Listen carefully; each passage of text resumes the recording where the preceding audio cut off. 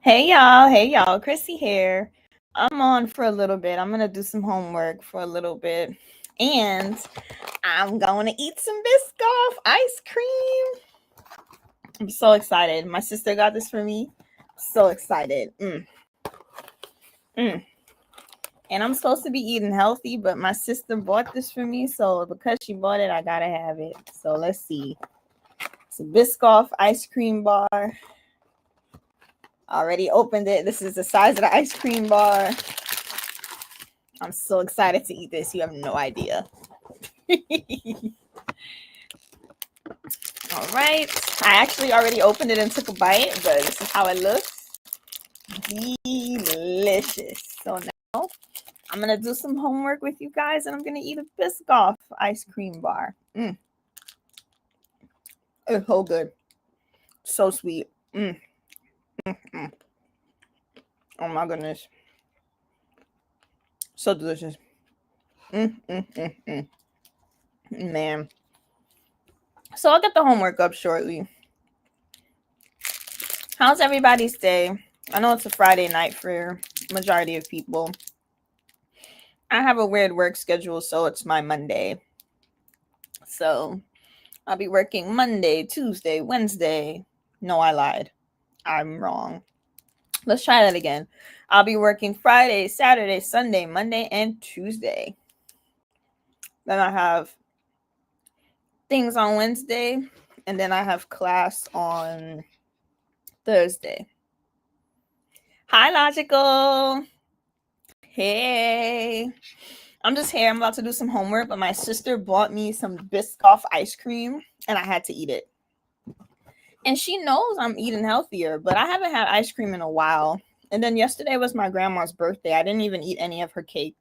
So I'm going to have this delicious ice cream bar. It's so sweet. I'm going to be drinking water for days after this. Brain freeze. Oh my goodness. Ooh. That's so good. My sister loves the Biscoff cookies, and so do I. It's delicious. I really like this. Let me show this box one more time, because we're going to have to buy some more of these. Biscoff. I know it's like, what's the word? It's kind of, what's the word? It's flipped, but it's Biscoff. You had 2 of the cookies. Are you flying Delta? My current class is coming along tonight. I have a bigger assignment. I gotta watch a TED Talk, and I gotta take some notes and stuff and answer some questions. So I'm actually going to do that on live tonight. I'm gonna put the TED Talk on, actually have it ready. But I figured I'd enjoy this ice cream first. So that's what I'm doing. I'm enjoying this ice cream first, and then I'll do some homework.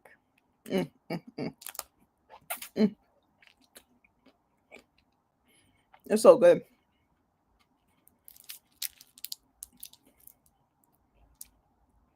Oh, they sold them in the grocery. Okay, because I fly JetBlue. However, the last time I flied on JetBlue, they had Biscoff cookies. I was surprised. I was like, don't do that. That's Delta.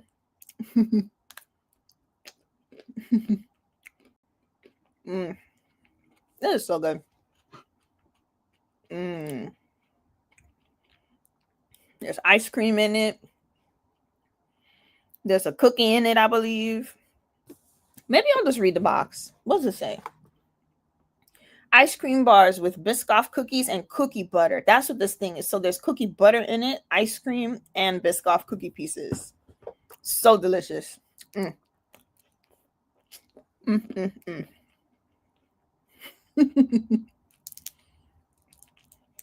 I'm trying so hard to eat this and make sure it doesn't look like I'm doing OnlyFans content right now. Look at the cookie butter. It's delicious. Yeah, it's so good. I feel like I might have to go run some laps after eating this.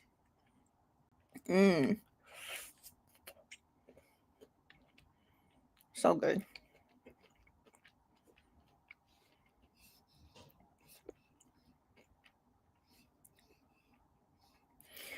But anyway, how was your day? How was your day?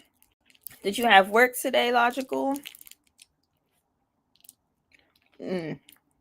Mm.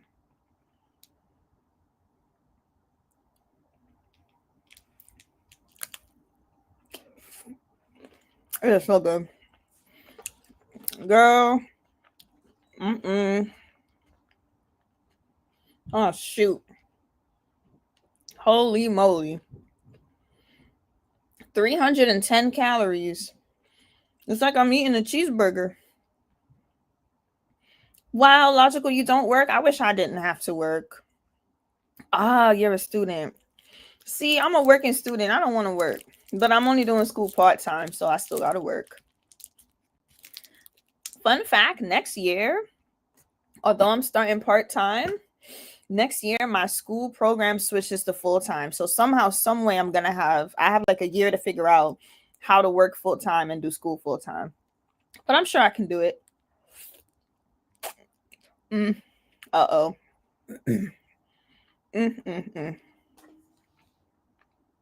310 calories is like a cheeseburger. But either way, I shouldn't be eating a cheeseburger either. There's 23 grams of sugar. Oh, I'm done. I'm done for the weekend. That's it. I'm done for. It's going to be water and salad for the weekend. We're not dealing with this. I am not about to eat my weight back on. But my sister only left me one. So it's good. This is the only one I have.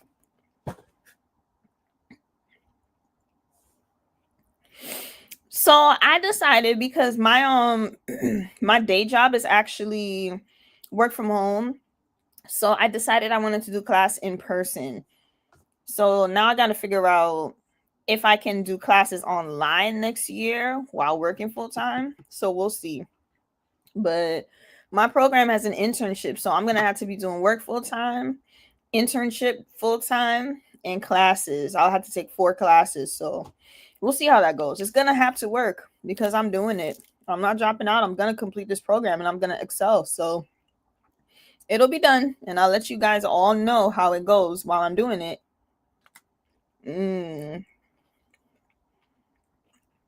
This is so good.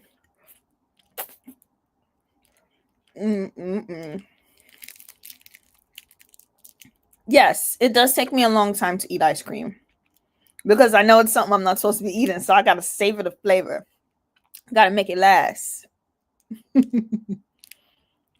I really just want to stuff this whole thing in my mouth, but I'm not going to do that. Taking on a bite. It's so good.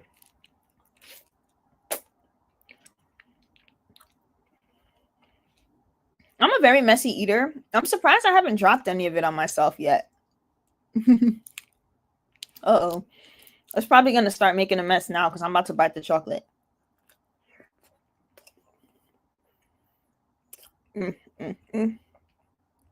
Oh, my teeth is frozen.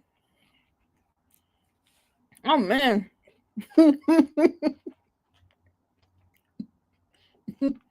Logical, what are you studying? Yeah,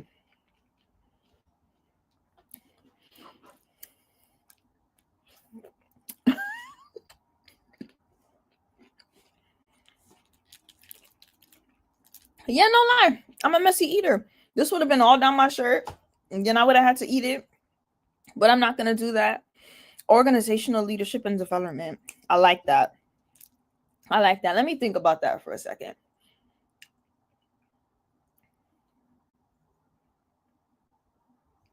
Okay, I'm done thinking about it. What is your... Ooh, there we go. That was my question. What you want to do? Logical, you're going to be making that money. That's what that sounds like. I see dollar signs with that. What? Dollar signs. Oh, didn't I tell you my messy? Where'd it go?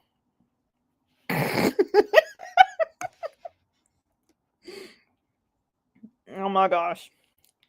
It starts now. Dropping this down my shirt.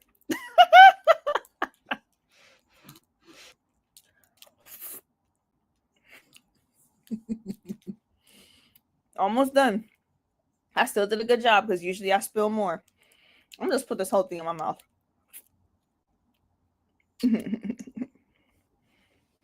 I claim it logical. I'm be making money. Me too. I'm gonna have a lot of money.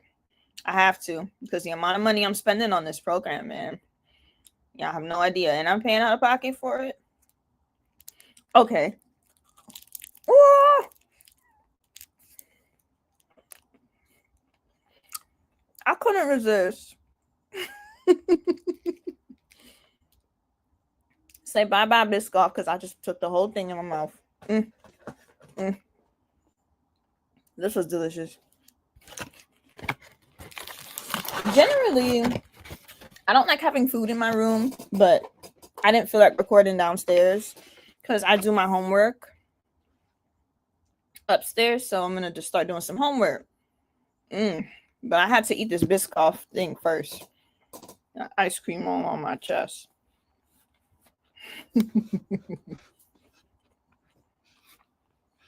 All right. Thanks, Logical. It's definitely hard. I definitely got a budget for it. I can't be spending money on all these crazy things like I would like to. However, traveling doesn't count. Traveling is budgeted for.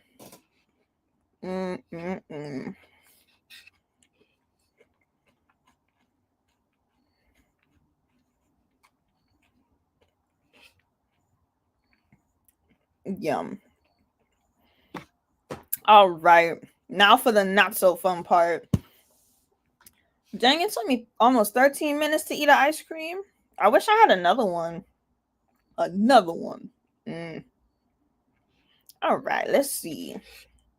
Do I want to share the screen now or later? Let's see.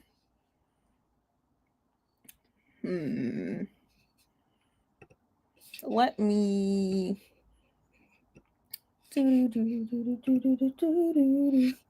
All right, so I want to show you guys the assignment I have to do first.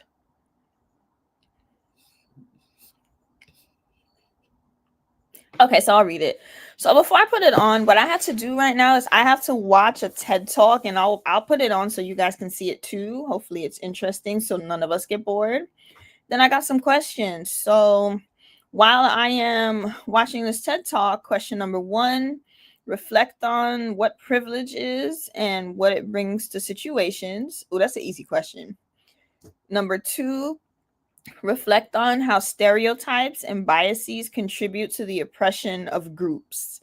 This is such an easy question. I can do this without watching the TED Talk, but since it's homework, I'm going to watch the TED Talk since it's homework. All right, so give me no. You guys don't got to do it. I'm actually going to do it right now. I'm going to do it. You guys can watch the video with me, but I'm actually going to be sitting down. See, let me get my good old notebook.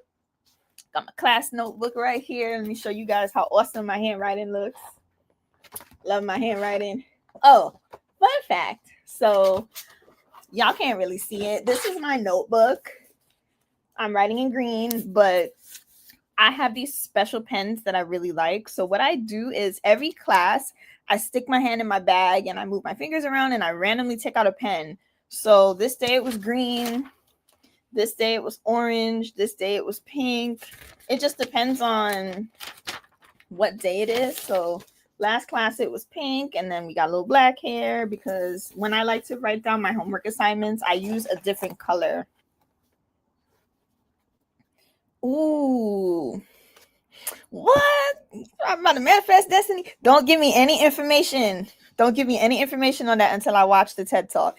I already have a answer formulated in my head, but the way classes run, it's a lot of group topics. It's a lot of like group discussion and stuff. So she'll want us to talk to each other and then present like commonalities and differences that we find. So let me actually play the TED Talk that I'm going to be watching. And I don't know how I'm going to do this. If I put this here, probably take some notes in my book. Or should I type my notes? What should I do? I don't know. I really don't know. We'll see.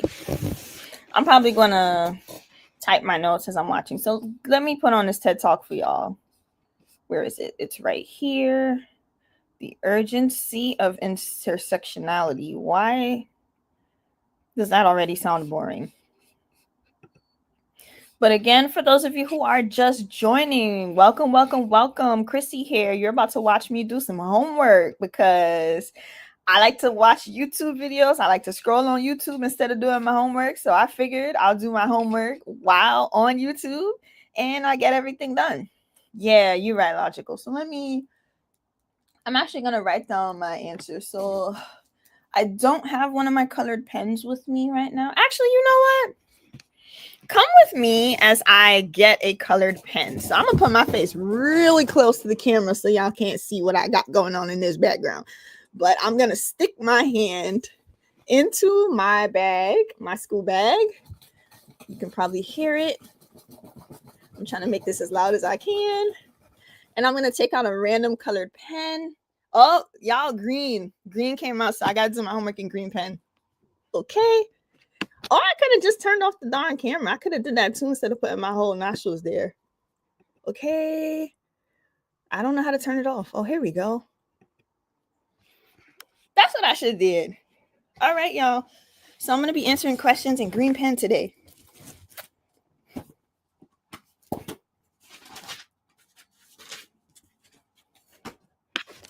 Okay, let's come back. Hey, y'all, I'm back.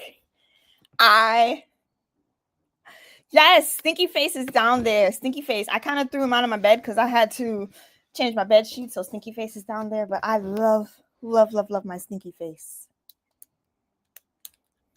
Thanks for sharing, Logical. Thank you. So let me tell you something about these pens. I use Pentel Energel X 0.5 millimeter points. It's a stick point pen. My stuff is always neat. Gotta have certain pens. Gotta have certain things. Like, it makes me feel good to know that I have my colored pens. My notes come out pretty. So let me put this TED Talk on. It's called, what is it called again? Let's go back to this window. It's called The Urgency of Intersectionality. And if you are just joining me, these are 2 questions that I will be keeping in mind as I'm watching.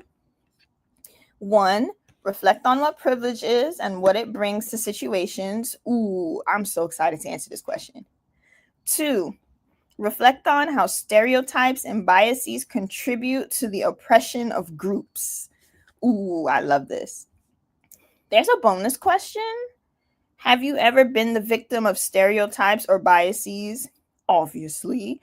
Have you ever witnessed them? Absolutely. Like, have y'all seen the news lately? How has the experience or the experiences made you feel? Do you have any stereotypes about populations and how may they have influenced? There's something with this. Do you have any stereotypes about populations and how may they have influenced your thoughts or behaviors? That's a lot to keep in mind, but I'll be focusing on questions 1 and 2. Ooh, your mom is a pen person. I just love pens. I'm literally just holding this pen. I'm ready. I got it clicked down already. I'm ready to start writing. Okay. So here we go. I'm going to finally play this thing that I said I was going to play. How do I do this? Share screen.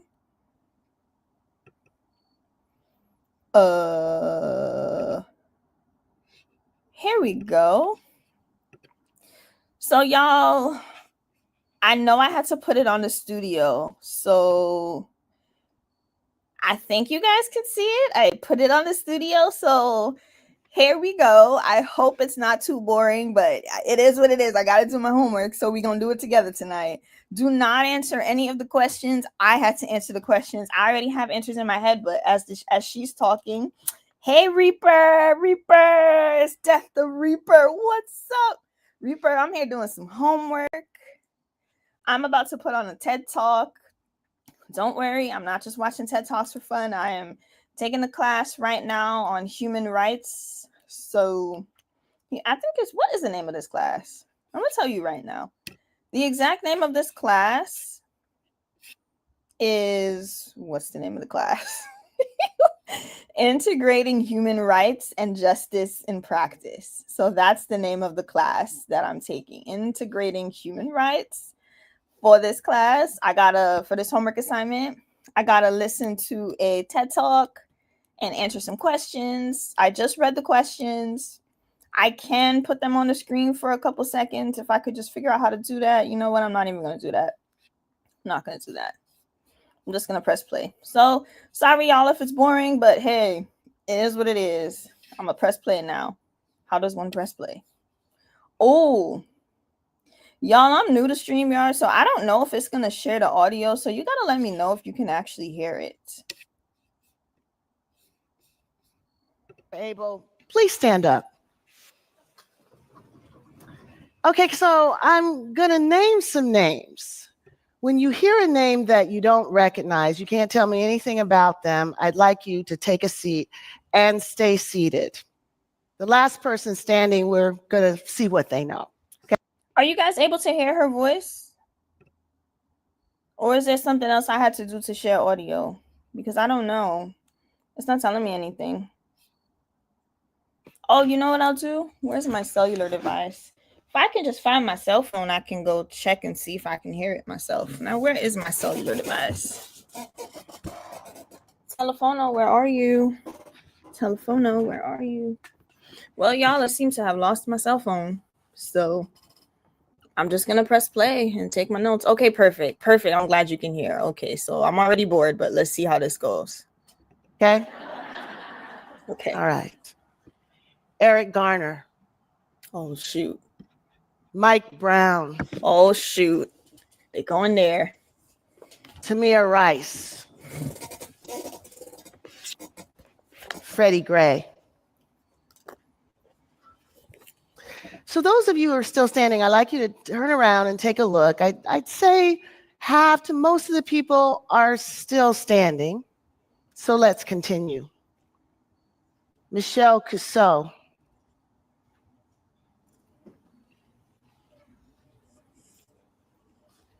Tanisha Anderson. Ara Russer. Megan Hockaday. So if we look around again, there are about 4 people still standing. And actually, I'm not going to put you on the spot. I just say that to encourage transparency, so you can be seated. So those of you who recognize the first group of names know that these were African Americans who've been killed by the police over the last 2.5 years. What you may not know is that the other list is also African Americans who have been killed within the last 2 years. Only one thing distinguishes the names that you know from the names that you don't know: gender. So let me first let you know that there's nothing at all distinct about this audience that explains the pattern of recognition that we've just seen. I've done this exercise dozens of times around the country. I've done it to women's rights organizations. I've done it with civil rights groups. I've done it with professors. I've done it with students. I've done it with psychologists. I've done it with sociologists. I've done it even with progressive members of Congress. And everywhere, the awareness of the level of police violence that Black women experience is exceedingly low.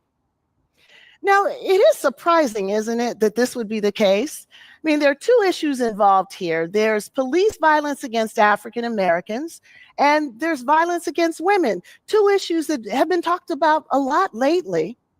But when we think about who is implicated by these problems, when we think about who's victimized by these problems, the names of these Black women never come to mind.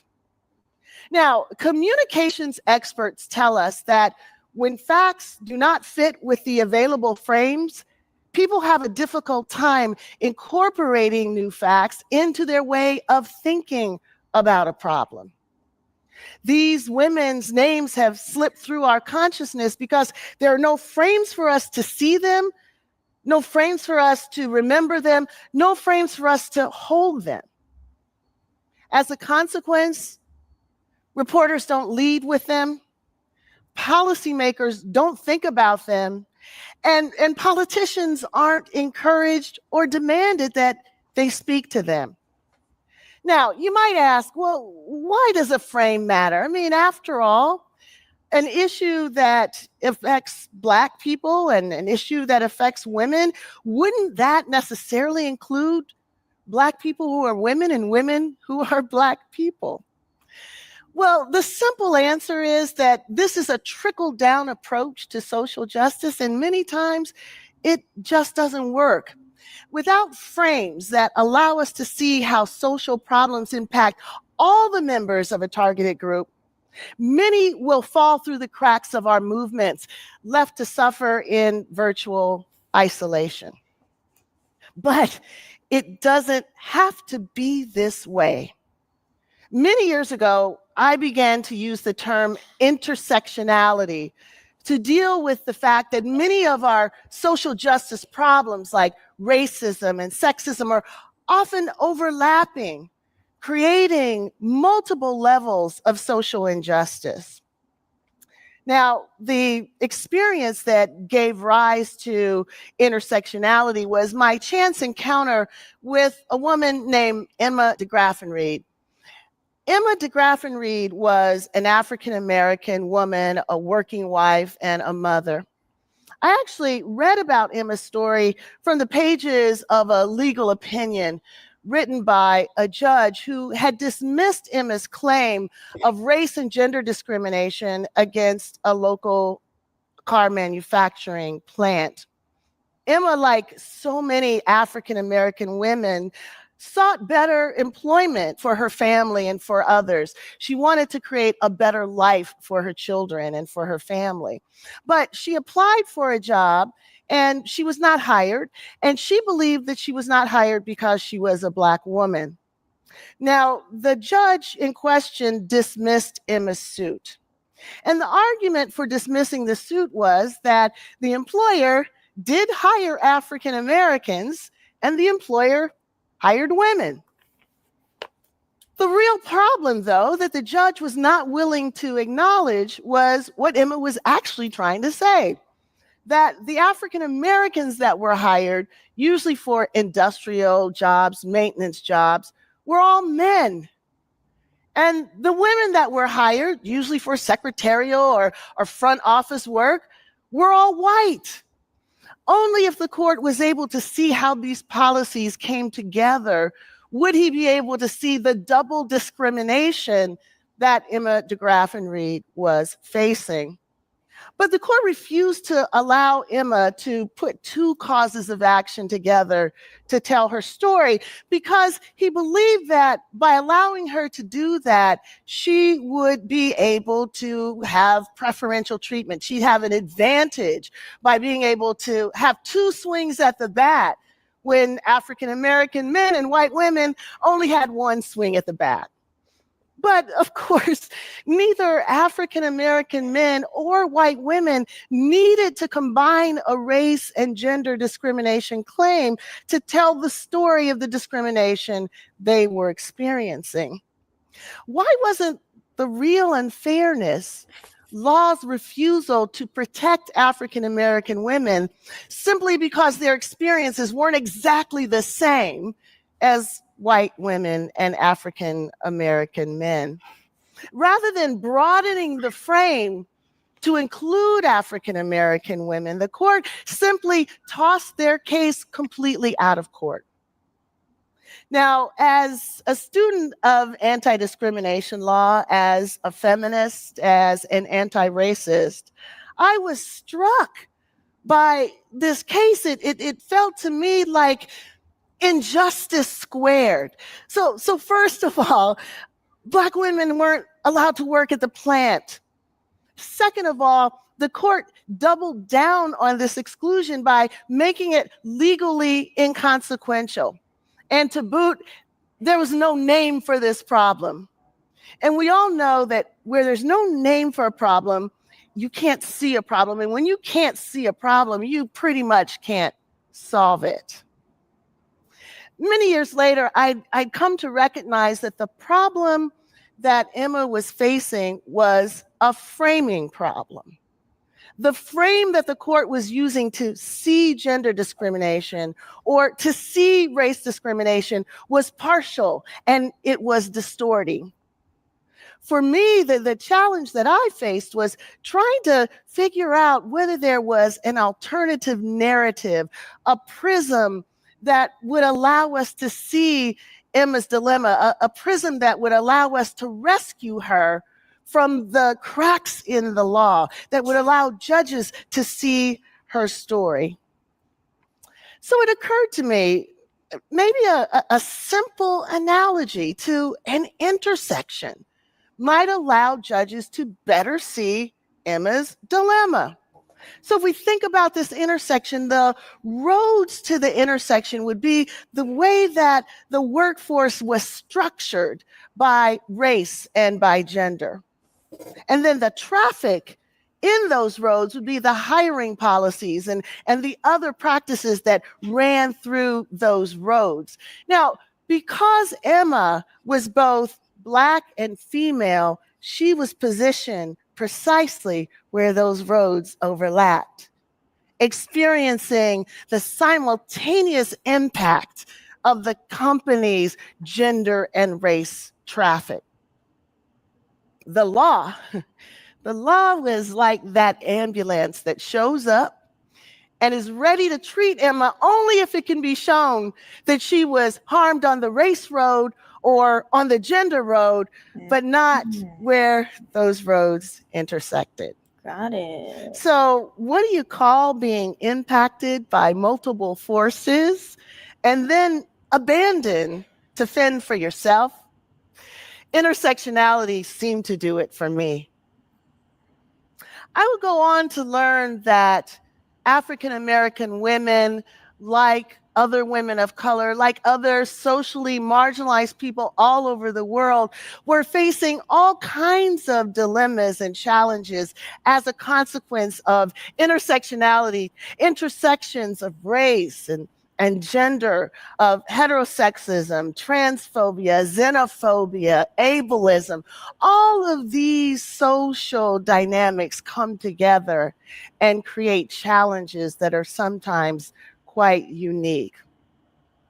But in the same way that intersectionality raised our awareness to the way that Black women live their lives, it also exposes the tragic circumstances under which African American women die.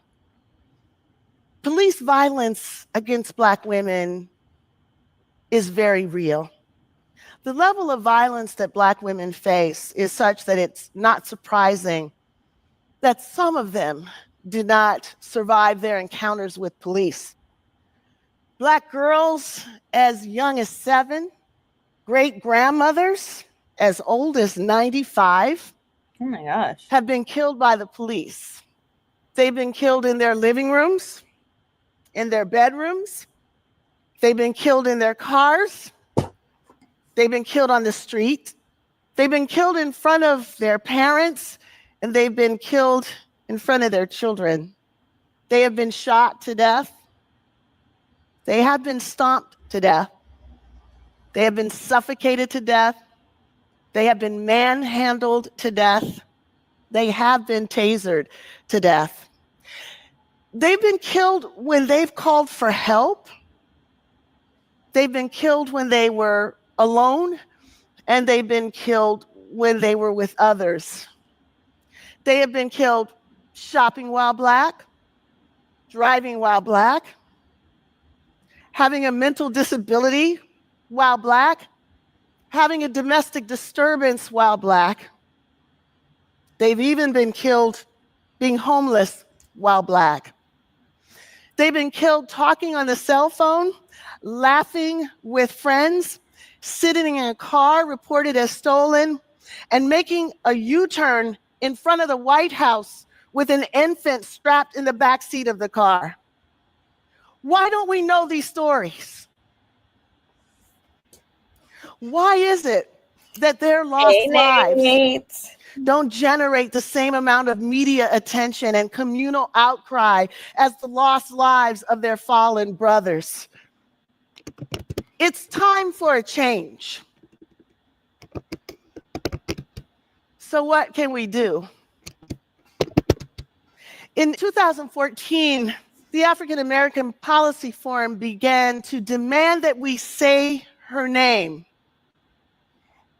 at rallies, Say her at name. protests, at conferences, at meetings, anywhere and everywhere that state violence against Black bodies is being discussed. But saying her name is not enough. We have to be willing to do. I just want to pause this really quickly because I feel productive. I've been listening for a while. I've been taking notes, but usually when I'm doing homework, I would pick up my phone and start scrolling, whether I lose focus and I'm scrolling Facebook, whether I'm scrolling Instagram or looking on YouTube. I misplaced my phone. I have no idea where my phone is. It could have fell on the floor. It could have been in my purse. I don't know where my phone is. So I'm like, just doing emotions. This is what I would be doing. Scrolling. Oh my goodness. But there's a lot of talks in this video about things that African Americans have unfortunately faced. And we're going to have like a discussion. I'm like touching my face. I'm already anxious about this because I am the only brown colored person in my courses. For some reason, no one else looks like me.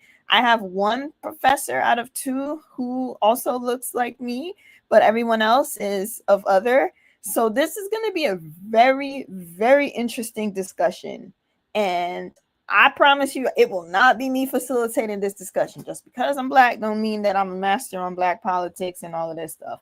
I will not be used for that purpose, but I'm super nervous as to how this is going to go.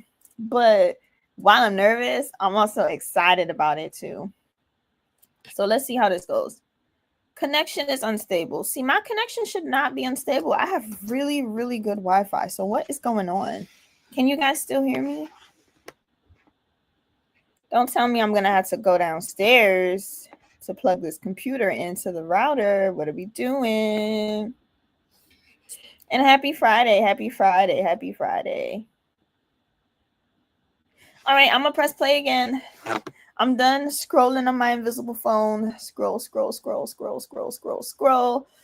Gonna finish this video. Gonna get through it. I already have my answers to the questions, but for those of you who are just joining, these are the questions that I'm answering. Reflect on what privilege is and what it brings to situations. That's question 1. Question 2, reflect on how stereotypes and biases contribute to the oppression of groups. Question 2. And question 3, have you ever been the victim of stereotypes or biases or witnessed them? How do the experiences make you feel? Do you have any stereotypes about populations and how may they have influenced your thoughts and behaviors? So those are the 3 questions that I'm keeping in mind as I am answering or as I'm listening to this TED Talk or whatever. Oh, you're absolutely right, Logical. They've tried it before. And I sat there folding my hands like this. I said, leave Chrissy alone. Chrissy don't know nothing. Chrissy didn't do her homework, even though I always do my homework. I just acted like I didn't do my homework. There was actually an instance in which someone said something and then my professor looked at me and I looked at the professor and I looked down and I just knew, we connected. We just knew what it was, but I didn't say a word.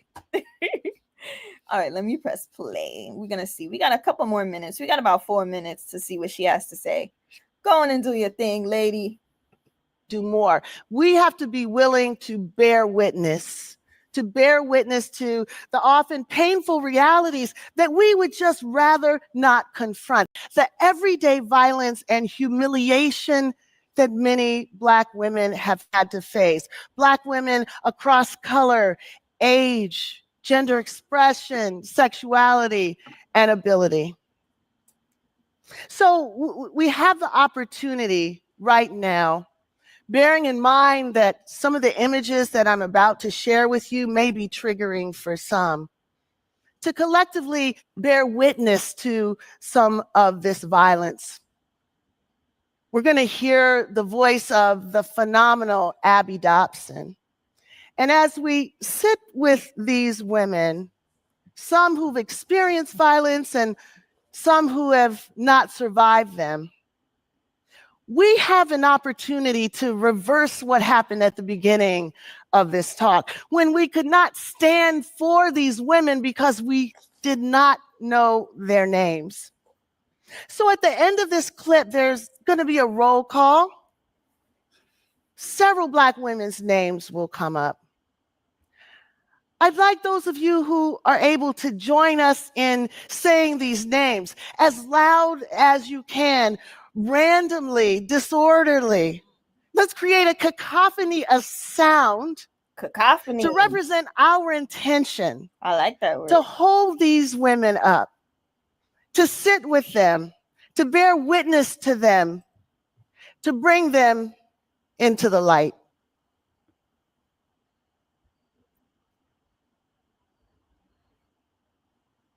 Say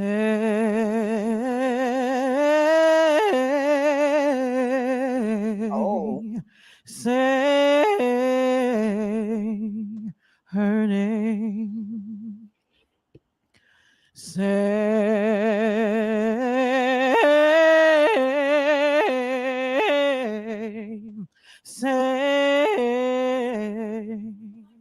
her name. Oh,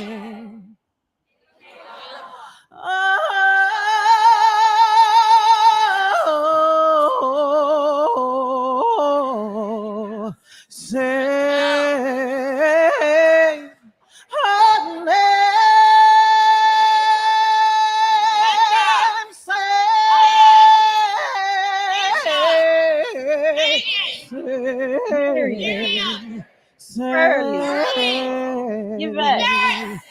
Her name. India. Say her name. For all the names I'll never know.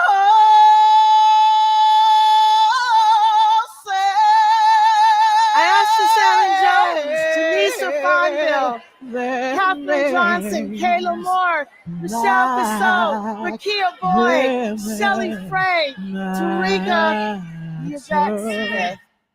Say their name. So I said at the beginning, if we can't see a problem, we can't fix a problem. Together, we've come together to bear witness to these women's lost lives. But the time now is to move from mourning and grief to action and transformation. This is something that we can do. It's up to us. Thank you for joining us. Thank you.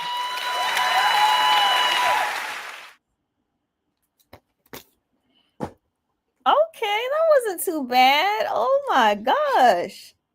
All right, I like that. Fun fact, when I get these last 2 degrees, yes, I said 2 degrees, I'm going to be getting paid to do TED Talks. I'm going to be getting paid to speak. I'm a good speaker. I like doing it. I like public speaking. Crowds do not scare me. So you'll be seeing my face. You'll be seeing my face. My face won't be as chubby. I'm trying to lose a little bit of weight. So my little cheekies are going to go down at some point, but I'm going to get paid to do speeches. So what did y'all think about that? That was a lot. I feel like, again, I could have answered the questions without watching the video, but I feel like this is going to be quite the experience when I get to class on Thursday. I really liked it, though. I kind of wish the professor would have played it live in class so I can observe everyone's reactions. But I feel like since it's the type of program that I'm doing, I feel like maybe the people in the class actually care about the program we're in, and they may actually get a little emotional over this, but this was good. This was really good. So I can check this off. Let me just go back to the questions just to see it, put this in my head. Let me give y'all a question to answer. Have y'all ever been the victim of a stereotype, or have you ever witnessed any of them? What are some stereotypes that you guys have witnessed? Oh, of course. Nate, if I'm free, I'm gonna tune in. I'm gonna tune in. I like your stuff, I like your stuff. So I'm gonna tune in. I was dancing, I was, doing a little dance. I was like bopping my head. I was just like, yes, Nate got the program and Nate got the music. I was like, all right. Okay. Let's see. Have you guys ever experienced any stereotypes? What are some of your experiences? Let me write down mine.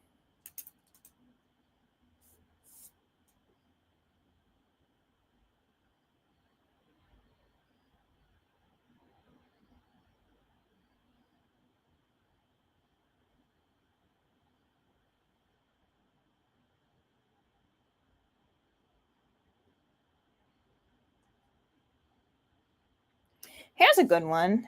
So, I'm not going to tell you what college I went to, but what I will tell you is it was a predominantly white institution. And because myself, I am not a part of the predominantly white population, it was assumed during my English class that I needed to be put in remedial college English simply because I was not white.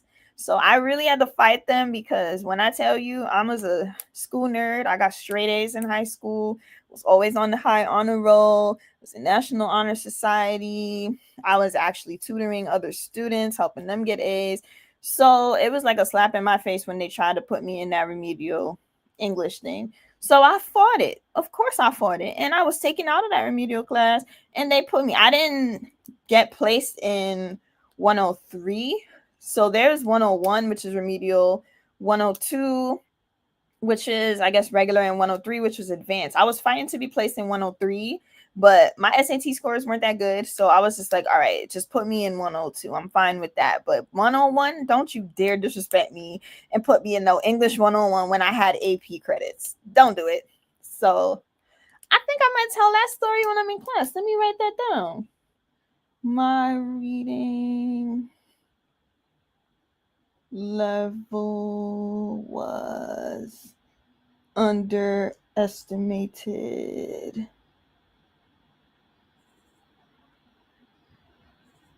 because I'm brown colored.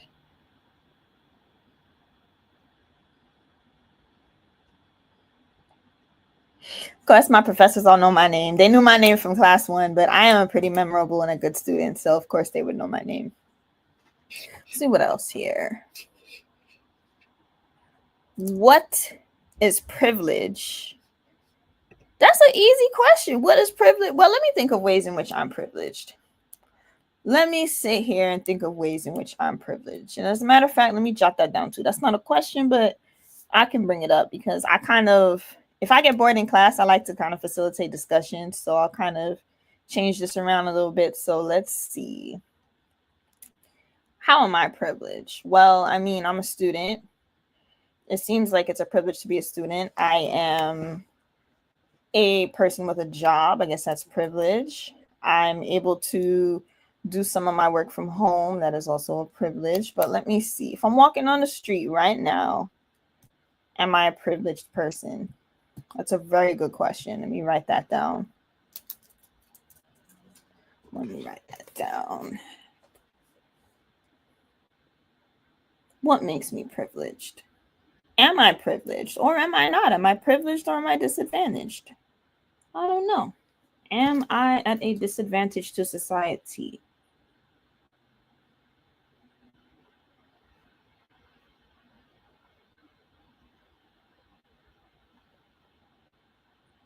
Sorry, y'all. I can't write too fast. If I write too fast, it doesn't come out neat. And as you can see, I like my notes to look a certain way. If my notes don't look like this, I can't study them. So I got to write slowly. Compared to others. Okay. You're right. You are absolutely right. Thank you for that logical. Yes, I was thinking way too hard. Yes, I woke up this morning. I'm privileged. I woke up this morning. I was able to take a deep breath. My thoughts work. My limbs work. I got myself dressed. So that is definitely a privilege because I know, unfortunately, not everybody has the luxury of being able to get up, get themselves dressed, take a walk, eat something. Did I eat this morning? Yeah, this morning. I did eat this morning. Yep.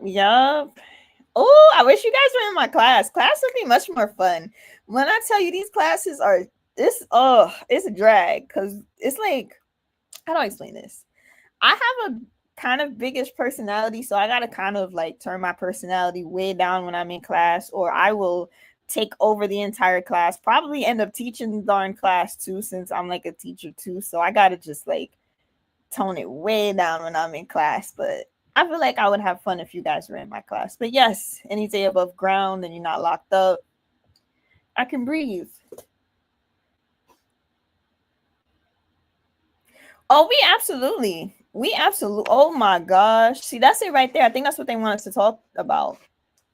But the elephant in the room is, I wonder if it's going to be an elephant in the room if the white people are going to acknowledge that they're actually white. Sometimes they do.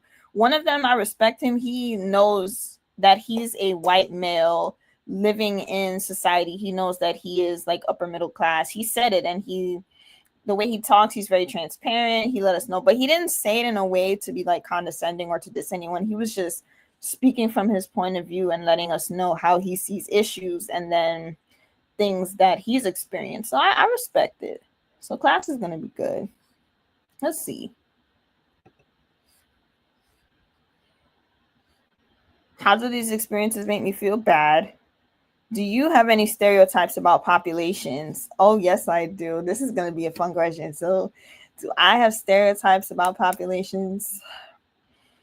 It's unfortunate, and I do, but what I also am capable of doing is checking my personal biases. I am good with the self-monitoring. So I know when I see a certain group of people, the type of thoughts that I'm going to have, and I can check myself like, yo, Chrissy, are you serious right now?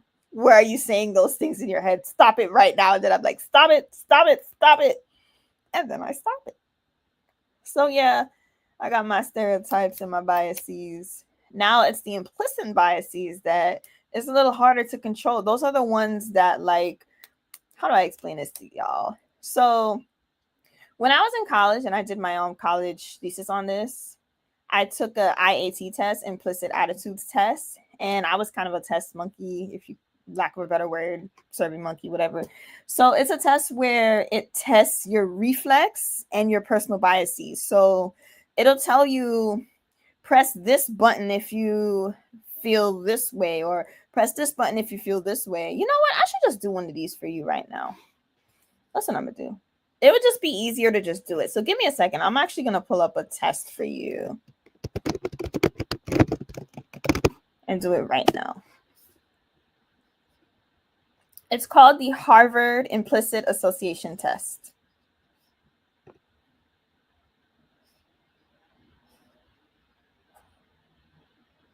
Let's take a test with the keyboard and mouse.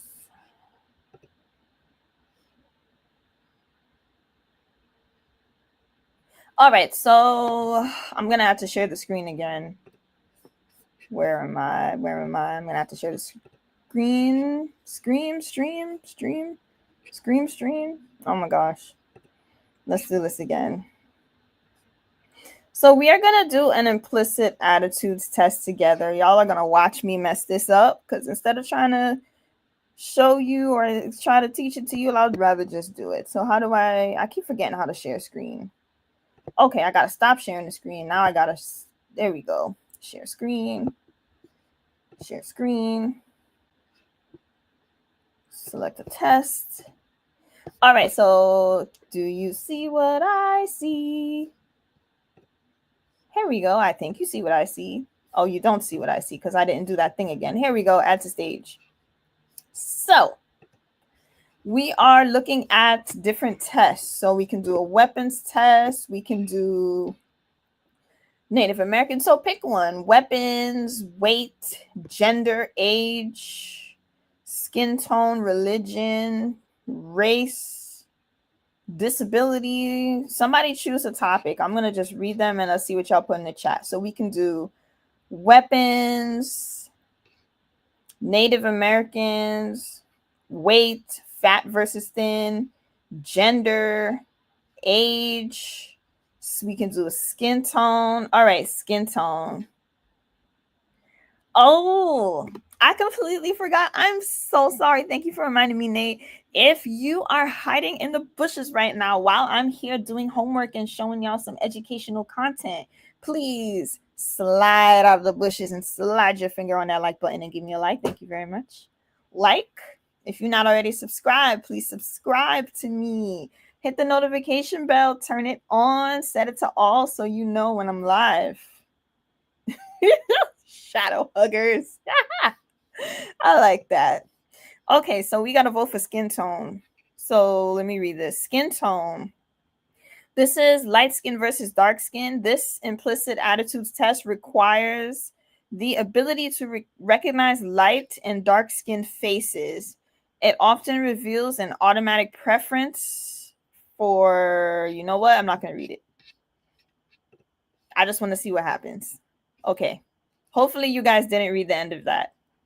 Okay, so we're going to do this. Where is it? Okay. See if I can make this a little bit bigger. I hope y'all can see this. I'll read it to you. You have selected the skin tone task. In this study, you will complete an implicit association test in which you will be asked to sort pictures and words into groups as fast as you can. In addition, there are some questions about your beliefs, attitudes, and opinions, and some standard demographic questions. This study should take about 10 minutes. I'm not going to do the whole thing, that's long. We thank you for being here. So what I'm going to do, and come back to the StreamYard thing, is... Oh, yes, Nate, tell me the story. I want to know how they made, or how'd you make them look foolish? And I'm going to do this test real quick, and hopefully it doesn't show that I'm prejudiced. But you know what? We all got our own test. This is to test your unconscious beliefs. So I really don't know what these results are about to look like, but you guys are going to see it with me. So this is informed consent. When we do psychological research, we must always sign informed consent. That lets us know who's doing the research, what it's being done for, why it's being done, and where it's going to go. So this is the signed consent. I have signed it. Continue. What is your birth month? I'm going to lie. August. What is your birth year? I'm going to lie again. 1959. I probably shouldn't do that. Why do they need to know all of this? What is your gender identity? I'm a different identity. I'm not giving them any correct information. Oh, I got to choose something. All right, fine, I'm female. Okay, fine, I'm female. Can I start the darn test now? What's your race? I am other and unknown. What's your ethnicity? I'm unknown. How many tests have you previously performed? About one. Why do they need to know all these questions? Oh, I'm sorry. When you do these psychological tests, they want to collect demographic information. So generally, you tell the truth when you do your demographic information, or it skews the results. So they're actually collecting data on me, and I'm lying. So I'm giving them wrong information, but I don't want to put any of my personal information. So what's your political identity? Neutral.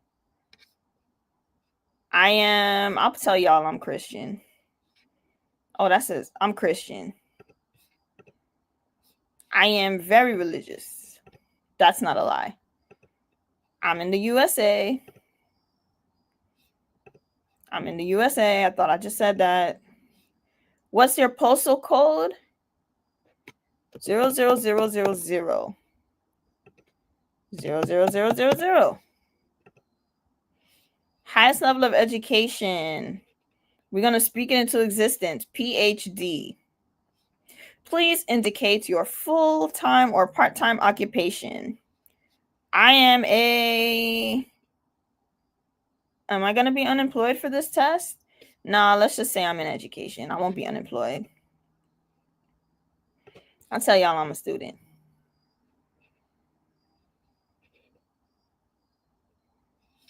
What? Is this the actual test? This is a questionnaire. Can I just decline to answer everything? Decline to answer, decline to answer, decline to answer, decline to answer, decline to answer. Okay. Okay, so here's a test. Finally, I know that took a long time. I'm so sorry. I hope you guys are still here. See, they always thinking just because you're from somewhere that you don't know nothing or that you're not smart. And it's just, it bothers me. I don't understand. How could it be that just because you're from somewhere, you're not smart? Some of the smartest people are probably from the projects. Who knows? Like, if we get into this research, we can probably see who was from where. But no, they want to, as you said, judge the book by the cover. All right, I'm gonna do this test real quick with you guys. So let's see. Next, you will use the letter E on the keyboard, and the letter I to categorize items into groups as fast as you can. There are 4 groups and the items that belong to each. What the heck? I don't even understand what's happening. There's 7 parts. E or I. So let's see. Put a finger on the letter E for the, okay, here we go. Listen to this. So put your left finger on the letter E for items that belong to the category dark-skinned people. Put a finger on the letter I for items that belong to light-skinned people. Items will appear one at a time. If you make a mistake, a red X will appear. So it says go as fast as you can. So let me come back and tell y'all again what I'm going to do. Hey, Wolfpack. Hey. Salute. Welcome. I'm about to do an implicit association test. What that is it's supposed to show my unconscious and implicit biases. So logical chose skin tone. So now I'm going to put my finger on the letter E and I'll put my finger on the letter I. And for things that have to do with light skin or things that are classified or make me think of light skin people, I'll press the E. For things that make me think of dark skinned people, I press the letter I. Hi, Michael. Hey, y'all. Thanks for showing up. I'm here playing around. I was doing homework, but now I'm doing an implicit attitudes or implicit association test. So y'all can watch me do this test. Hopefully I'm not a jerk, or hopefully if it does come out that I'm biased, then at least I know I'm biased and I'm able to correct that so we can all learn together. So again, letter E, if the thing falls into the category of dark-skinned people. Letter I, if it falls into the category for white or light-skinned people. So I'm going to start this test. There's 7 parts, so I'm not gonna, the camera's on me, but I'm looking at this screen, so y'all can hopefully see what I see. But let me just check one more time, see what y'all see. Exiles, hey Exile, we're gonna be spending a lot of hours together today. Yes. All right. Ooh.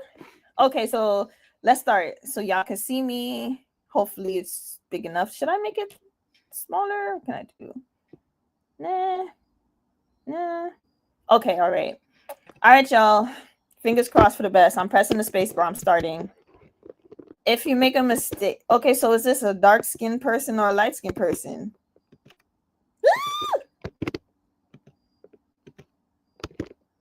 Oh, I messed up. I'm not understanding something.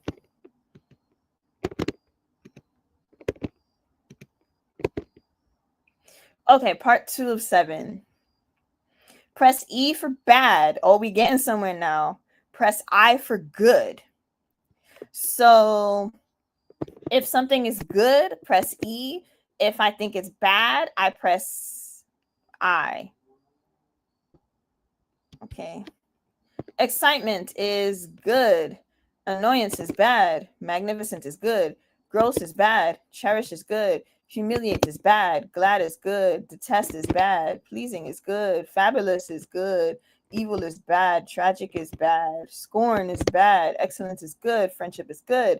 Bad is nasty. Nasty. Pleasing. Scorn. Magnificent.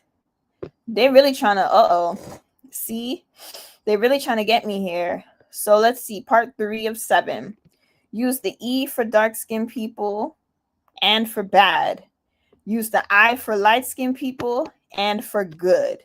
So again, bad or dark skin, good or light skin. You see what they're trying to do here? Do you see? Let me come back to see these comments. You see what they're trying to do here? Just saying. I'm not biased. Okay. You see what they're trying to do here? Let's go. Oh my god. Now I feel scared. Oh my god. E. Cherish. Good. Oh, this is so hard. This is so hard. Evil is bad. Excitement is good. Oh, this is so hard. Oh, this is so hard. Oh my god, this is so hard. You guys can tell that I'm thinking about this. Okay. This is the same as the previous part. Use the E for dark-skinned people or bad. Use the I for light-skinned people or good. Go as fast as you can. Okay, this is a dark-skinned person. This is a good thing. This is a white person. This is a bad thing. Oh, that sounds really bad. Oh my goodness. Oh my goodness. Oh, my god. We can do this. We can do this. Oh, this is bad. This is bad. This is good. This is good. This is bad. This is bad. This is good. This is good. This is bad. This is good. This is good. This is a dark person. Oh my god. I messed up. Oh.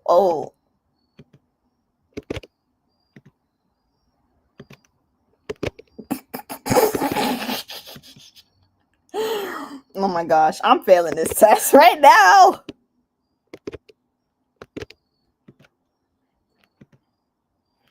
Okay. So now they're really trying to get me up. So watch out. The labels have changed position. Use the E for light-skinned people. Use the I for dark-skinned people. E is for light skin. I is for dark skin. E. E.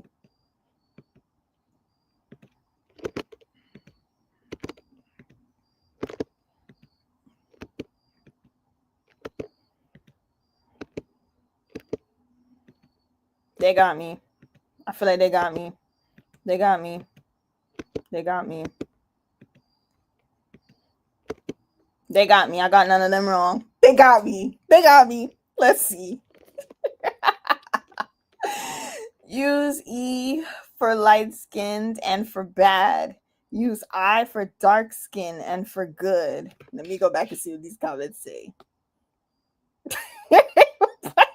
Oh my god. That is not true. We're going to see these results. That I get good results. We're going to see. Okay. E, I. E is for light skin and for bad. I is for dark skin and for good. Each item belongs to only one category. Let's go. This is a dark skin person. Excellent is good. White. Nasty is bad. This is so hard.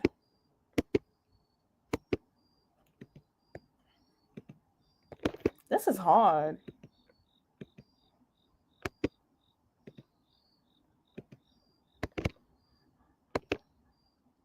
All right, this is the final part. E is for light-skinned people and for bad. I is for dark-skinned people and for good. Okay, let's go.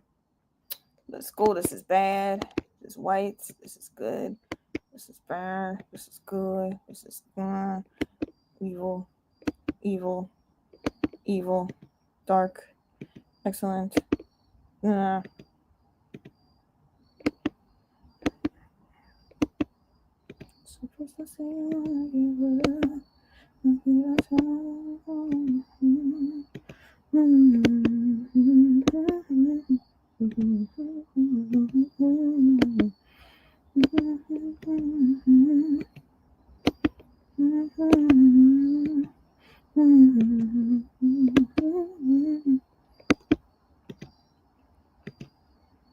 Okay.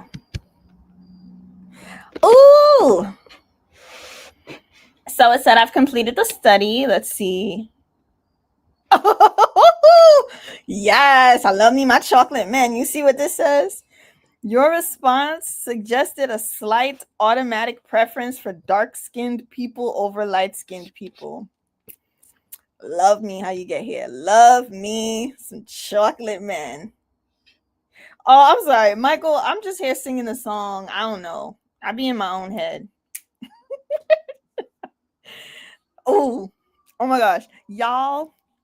I got a huge crush on this guy. I'm not gonna say who he is, where he is, whether or not he's going live tonight. I'm not gonna say any of that. But what I will say is it definitely aligns with my results of having an automatic preference for darker skinned men. Well, that was fun. So, how do I put the link in the chat? Let's see. I'm gonna stop sharing this screen. So I don't think y'all can see the screen anymore. Y'all can only see me. That was a lot of fun, guys. I'm gonna put the link in the chat. So if you want to do it, I'm gonna see. Oh, wait. Oh, I gotta share it again. There's more. I didn't even see this. Hold on. Hold on. Hold on. Okay. Y'all, this is my score. Okay. So it says I have a slight automatic preference for dark-skinned people over light-skinned people. And this is... Wait, that's not my information. Okay, so here's what it says.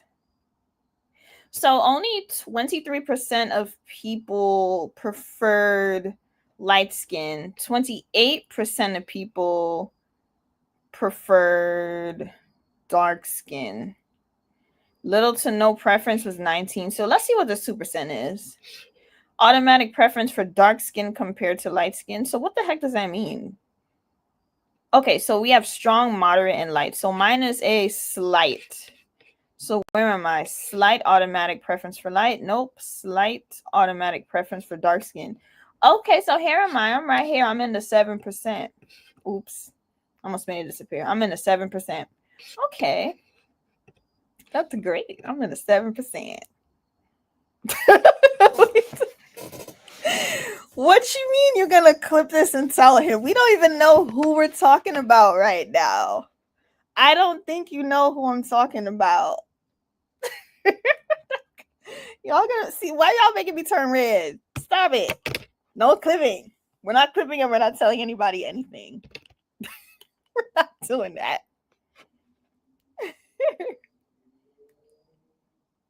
Okay. Now, the question you're probably going to ask is, after this hour and 13 minutes, has Chrissy finished her homework? Let's see. I finished one assignment, but now I got something to read. You guys can look at my homework for today. Oh, let me see something. Oh, this is easy. This is easy. I got to read something. Ooh, let me show y'all what I got to read next. I don't know if you guys can see it. I'm excited. I'm very excited for my next class. Let me actually give me a second. Give me a quick second. It's called, actually, I'm not even going to tell you what it's called. I'm going to go download this PDF and start reading it, and you guys can watch me read. Command V. Downloads. The name of my class, or the class number I'm taking, is 60406040. So that's where I'm going to put it. I still don't know if y'all can see what I'm doing, but here we go, 6040. Boom. I just downloaded it. Downloaded. I downloaded it. Oh my God. What? Who are we clipping? Can you send Exile? Can you clip it and send it to me too? I want to see this clip. I want to see this clip that everybody's talking about. What y'all clipping and who are you sending it to? And make sure you're sending it to the right person if you're gonna send it.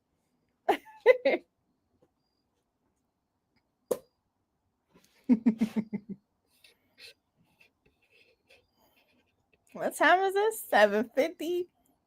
All right, I got a little bit more, and then I got a little something to do tonight at 9. I'll be doing homework tonight until about 9 p.m. and then I got somewhere to be. Kind of. Well, somewhere to be in my computer. Okay, y'all. I just downloaded something. Give me a quick second to look. Not a quick second to find my download. Folder 6040. Oh, here we go. Bam. Right now, y'all get to see what I'm about to read. This is what I'm going to be reading and annotating next. Y'all are a mess. Y'all are an entire mess. You know what? Go on ahead and send it to him. I don't care. It doesn't matter. Yeah. That's why I had barbecue bird for dinner. Yeah. No, I didn't. I had seafood. I had every dark-skinned creator. Y'all gonna be sending it to a lot of people. You're gonna have to. I'm a little dark-skinned too. You're gonna have to send it to me too.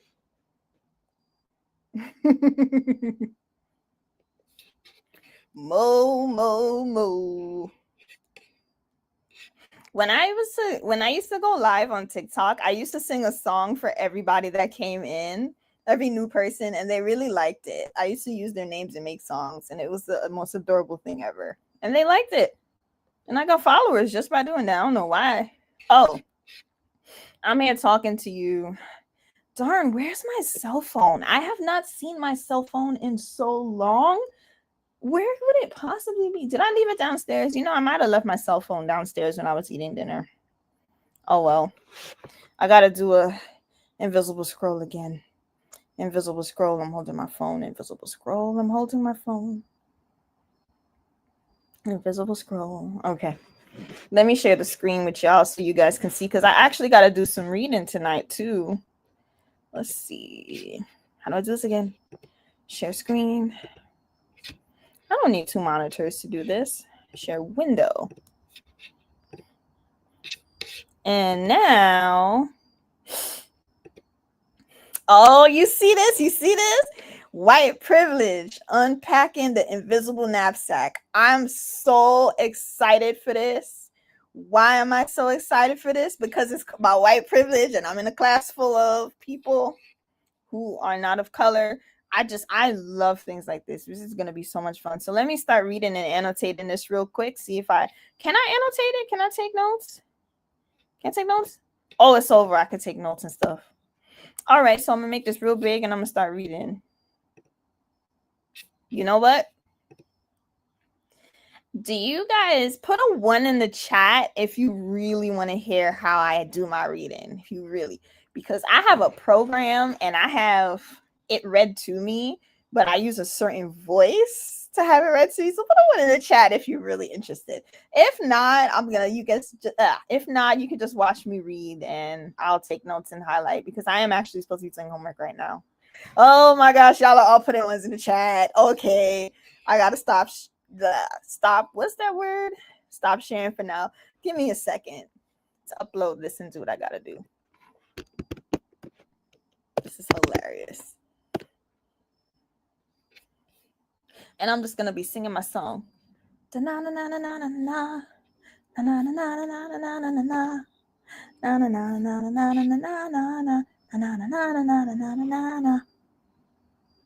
please don't say you wanna give up. How could I tell them that I'm falling in love? Na na na na na na na na na na na. No, we no longer have to lie about us. Just a little bit, just a little bit, just a little bit longer. Just a little bit, just a little bit, just a little bit longer. Just a little bit, just a little bit, just a little bit, just a little bit. Just a little bit, just a little bit, just a little. Wait, where the heck is it? At first we started out real cool, taking me places I ain't never been. And now you're getting comfortable and doing the things you did before. Slowly do those things you... Oh, found it. You're trifling, good for nothing, brother. Wait. Okay.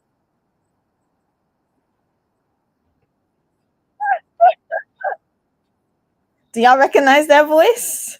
Tell me if you recognize that voice. This is who reads my work to me every night. Let me make it real big so y'all can see. Actually, I don't know if you can see the right screen. Hold on. Let me remove this. Share. I had to stop sharing because I messed up again. Hold on. Hold on. Hold on. How do I do this? Stop screen.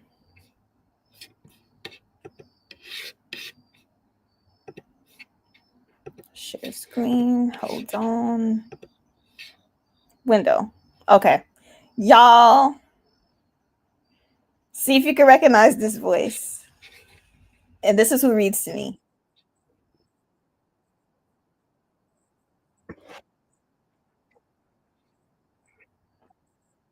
University or the curriculum, but they can't or won't support the idea of lessening man's denials, which amount to taboo surround the subject of advantages which men gain from women's disadvantages.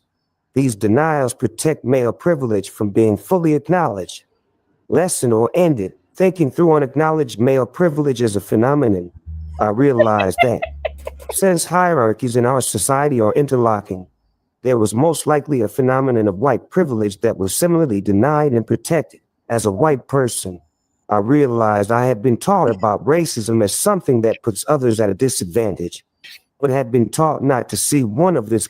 Yes, y'all are right. Snoop is who reads to me every night. So I'm doing a little bit of homework. I'm reading now, and now Snoop is going to read it to me.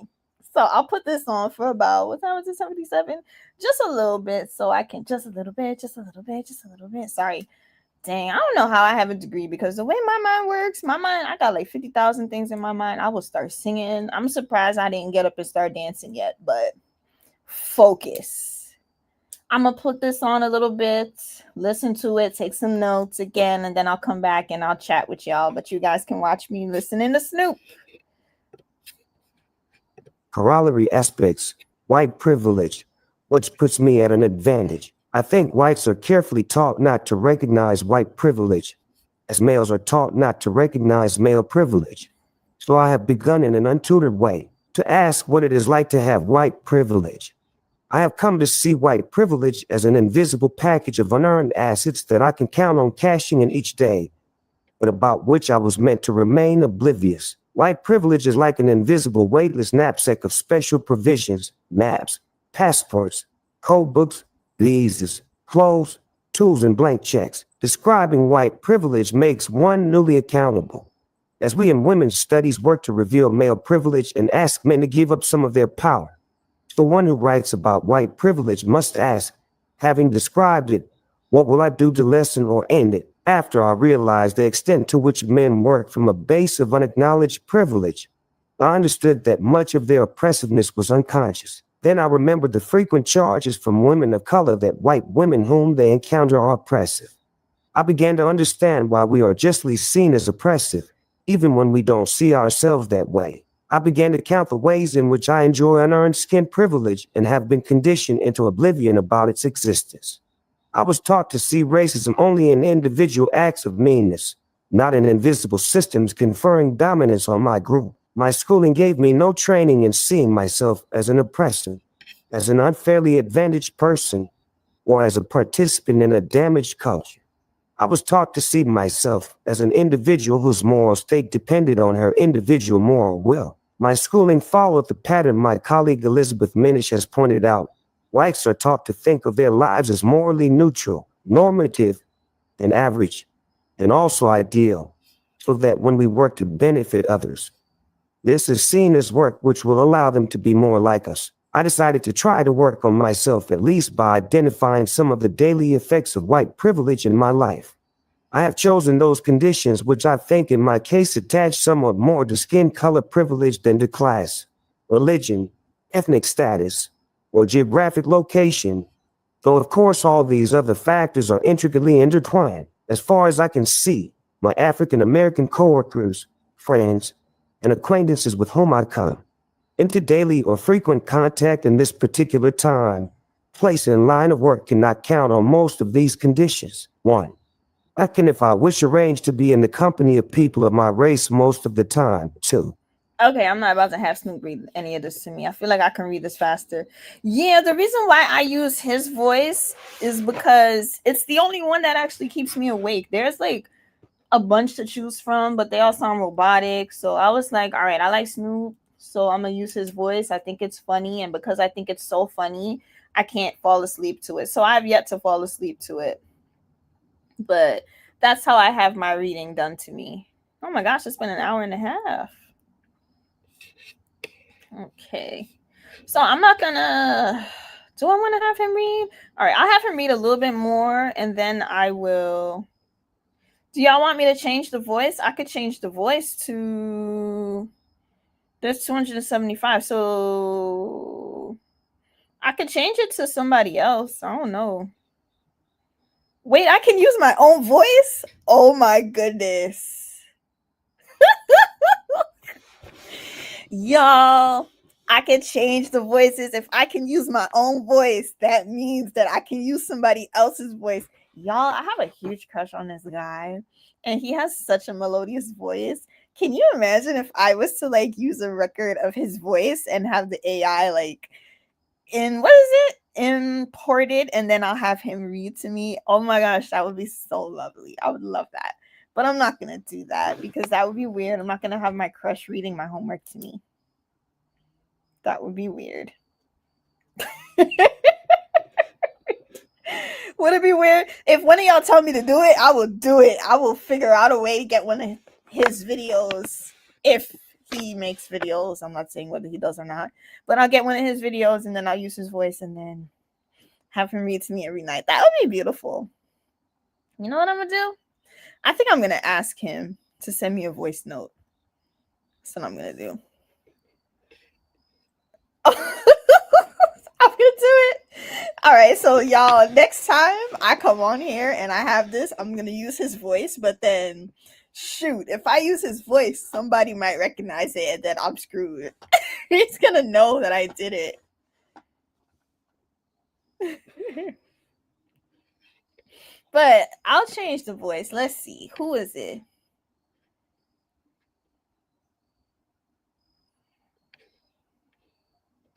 I don't have any favorites. I shouldn't have any favorites. Let's explore all 275 voices. Mr. Beast. I don't want to listen to Mr. Beast. Henry, Christie, Griffin, King. Here's a black man. Yo, it's King Batch. I don't care. We're not doing this right now. Listen, it's Natasha. Hi, my name is Tasha. Hi, Tasha. Mr. President. I'm the presidential voice, here to help you live a more productive life. Y'all, help me choose the voice. Again, my reading is about white privilege. Just saying, so help me choose the right voice. Because Logical doesn't like Snoop for this, and I understand why. Hi, my name is George. I am an English voice from the United States.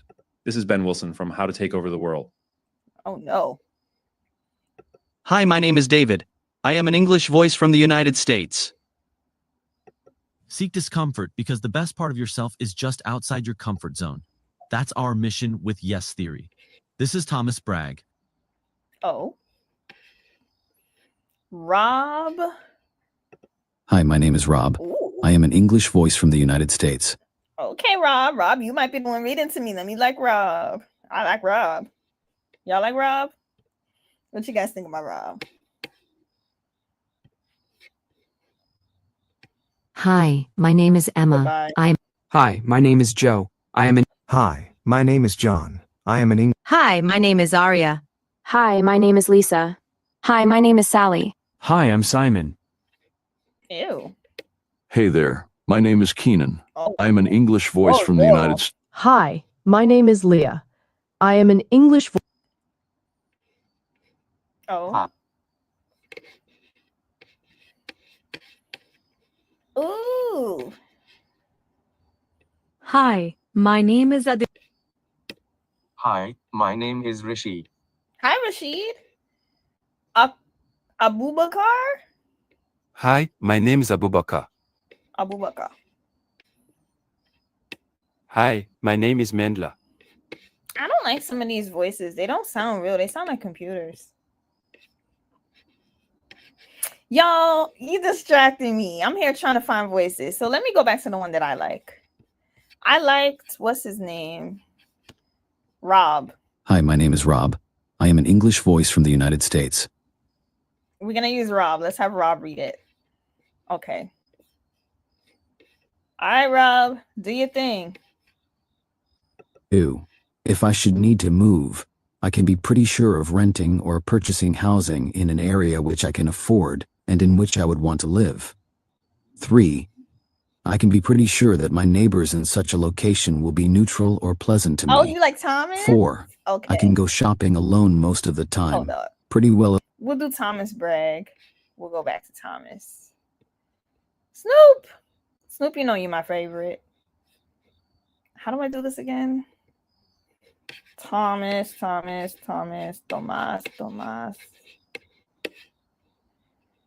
right, we'll use Thomas. Okay. Oops. Play. I gotta actually do this reading, so let's go. Assured that I will not be followed or harassed. 5. I can turn on the television or open to the front page of the paper and see people of my race widely represented. 6. 5. I can turn on the television or open. Oops. I messed 3. up.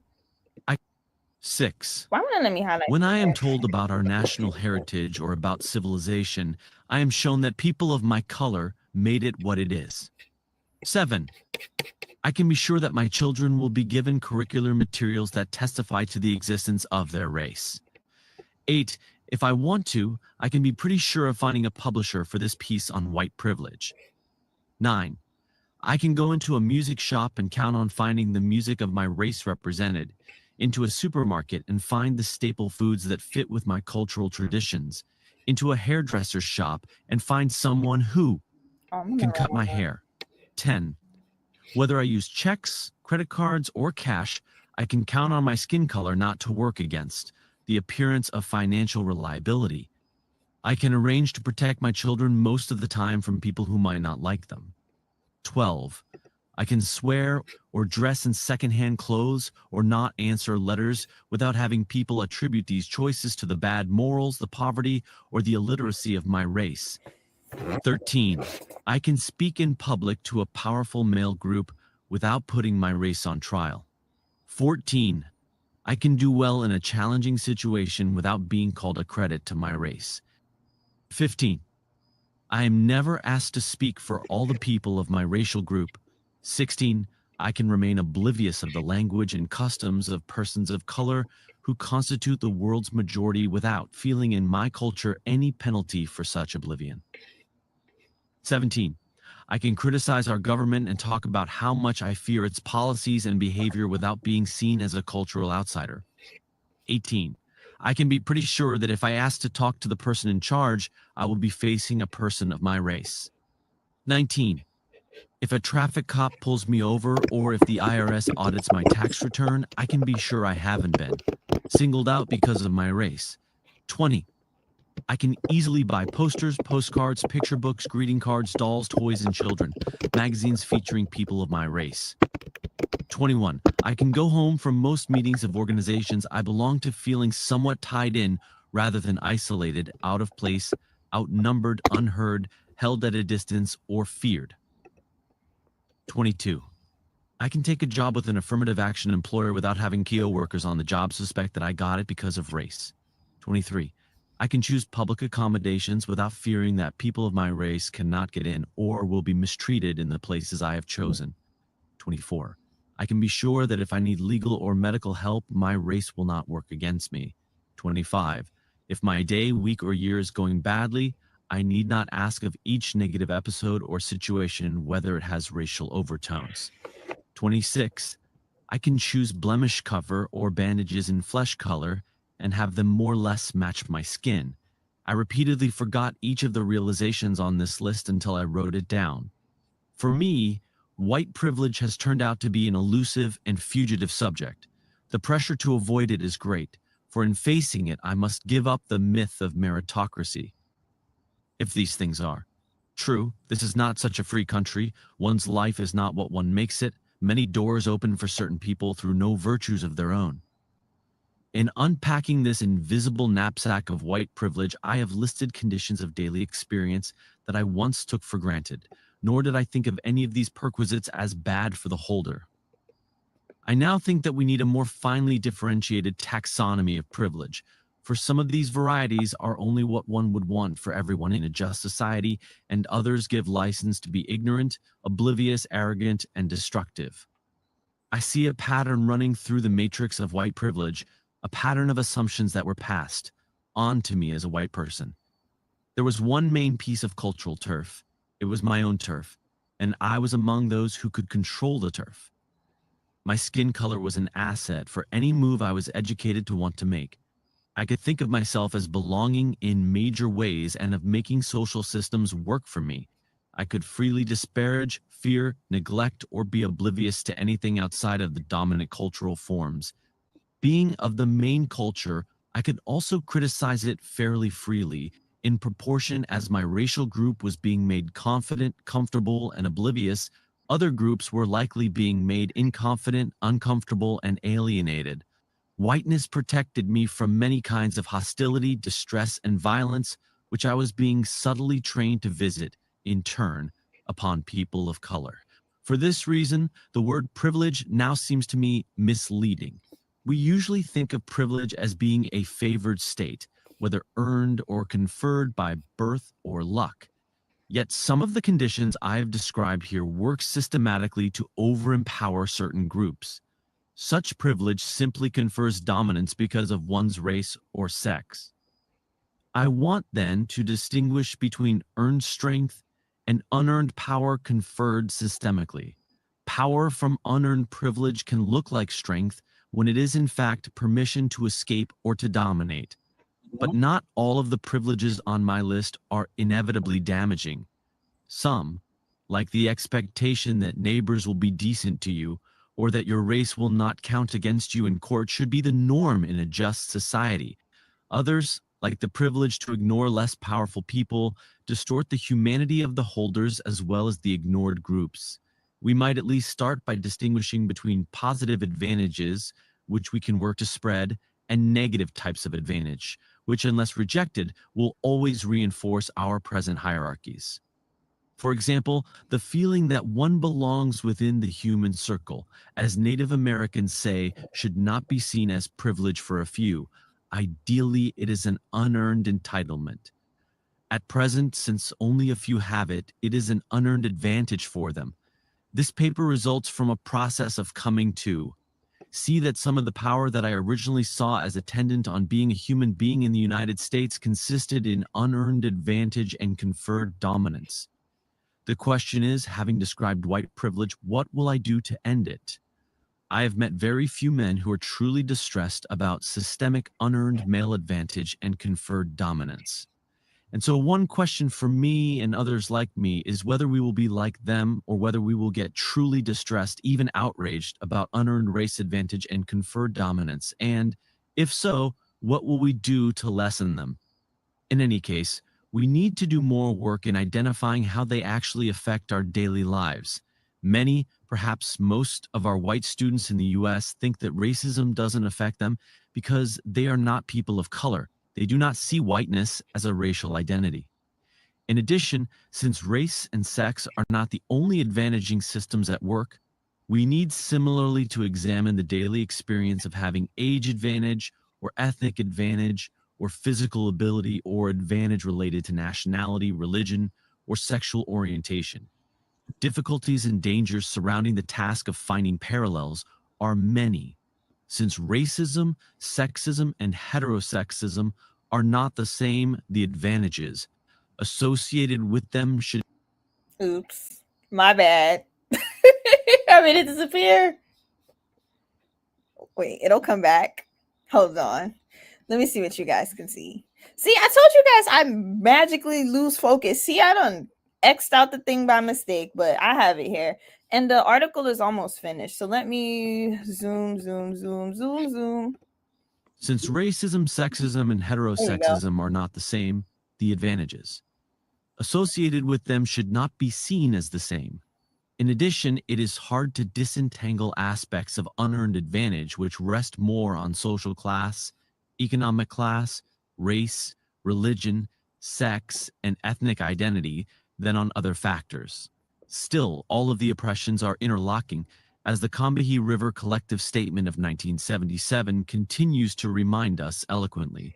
One factor seems clear about all of the interlocking oppressions.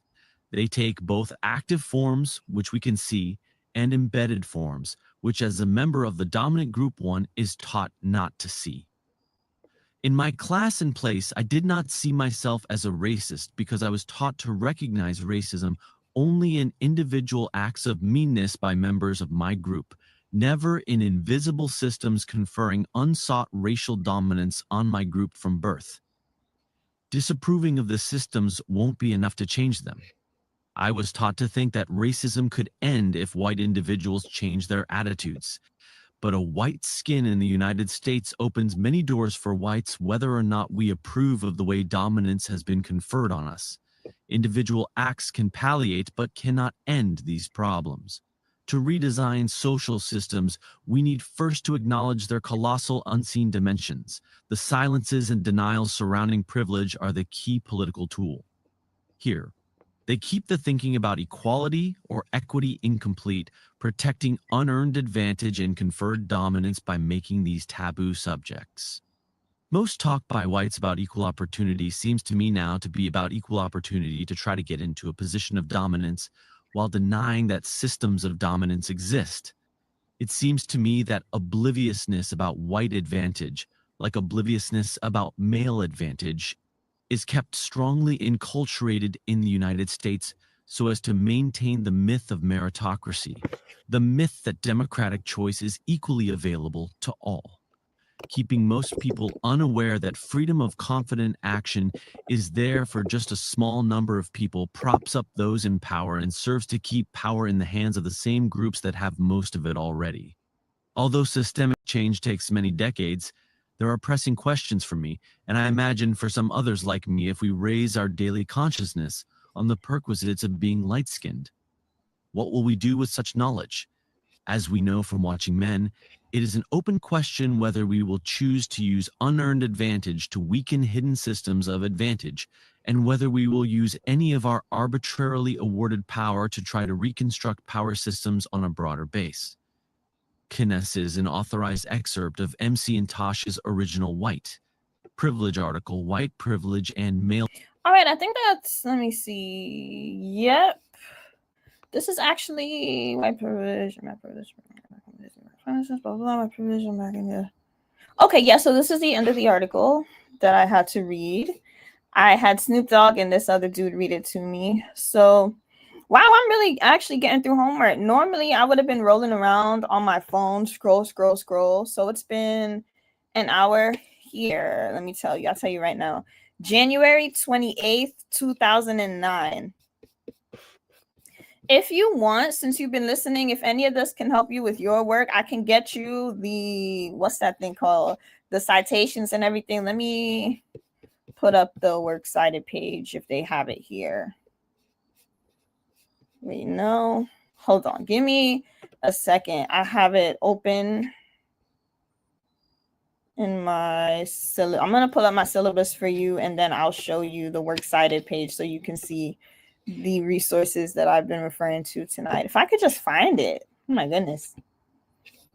Where are you? Where are you? But that was from 2009.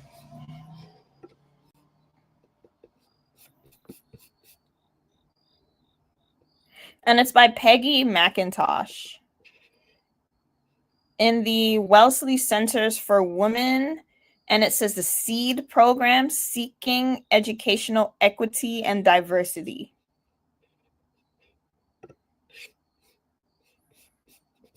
Here we go. They actually didn't put a works cited on this for some reason. But I'll show y'all 6.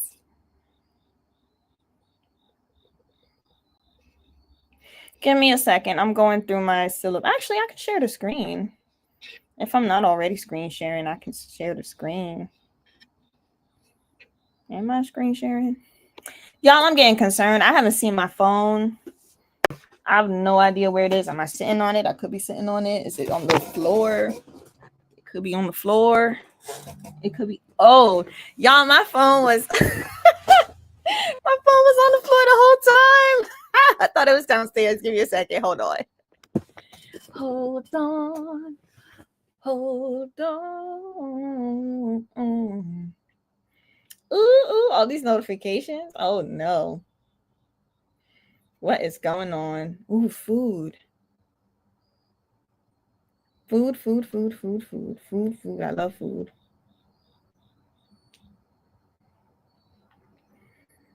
Sorry, y'all. I'm checking my phone. It's been a long while. I've been missing my phone for a while. Okay. All right. Here I am. I'm back. You're right. You're absolutely right. See, this is why I can't have my phone, because you see, I love focus. This is exactly why I can't be near my phone. That's why. Because first I ended up just looking to see if I have notifications. Then I ended up, I have notifications. Then I ended up in a conversation because my parents are out on a date right now. So they posted their food, and I love food. So they posted all these pictures, and I'm just like, ooh, look at all of these pictures. Let me go to my syllabus and see what I have to do. So we're going to go to share the screen again. Gonna share where the heck is it? Uh-oh. Here we go. So that was for class 6040. What did I just do? Let's see. Module 1. No. Module 2. I think this is module 3. No.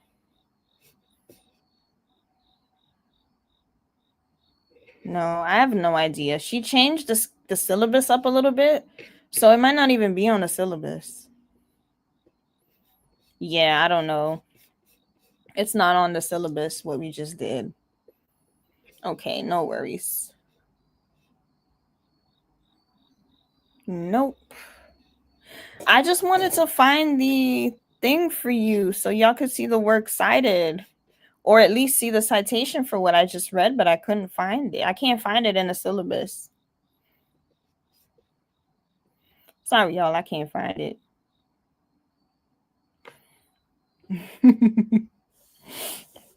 Well, it's 8:23. I've been doing homework for a good while. It's almost 9 p.m. All right, I'm just going to look at my phone one more time. I just need to see something. Really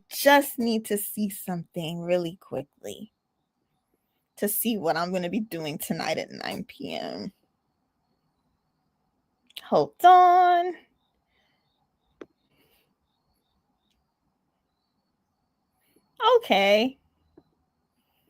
Okay, y'all. Okay, today is September 12th, right? Okay, so yeah. Oh, it's 5:23? Oh my goodness. Where are you located, Michael? Oh, this is StreamYard. I'm on. How do I invite people? I should put the name here. Oh, let me see how I can do that. How do I let people come up? Not that anybody needs to come up and talk about homework with me, but now I'm curious. How do I... No. Okay. I'm not going to try to have people come up because I'm doing my homework. See, I focus when I do homework. I focus. So that's what we're doing. We're focusing on assignments. So I'll share the screen one more time. Hold on. Let me look at my...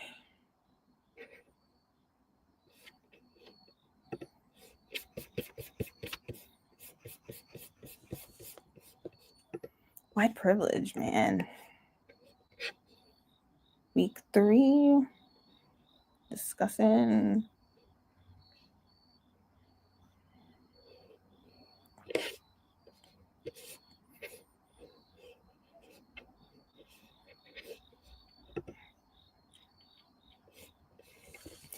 I don't know how to post this link thing. Now I'm curious.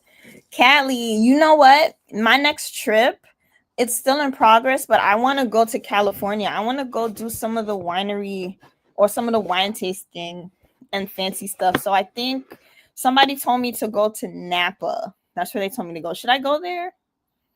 Not that somebody told me to go to Napa.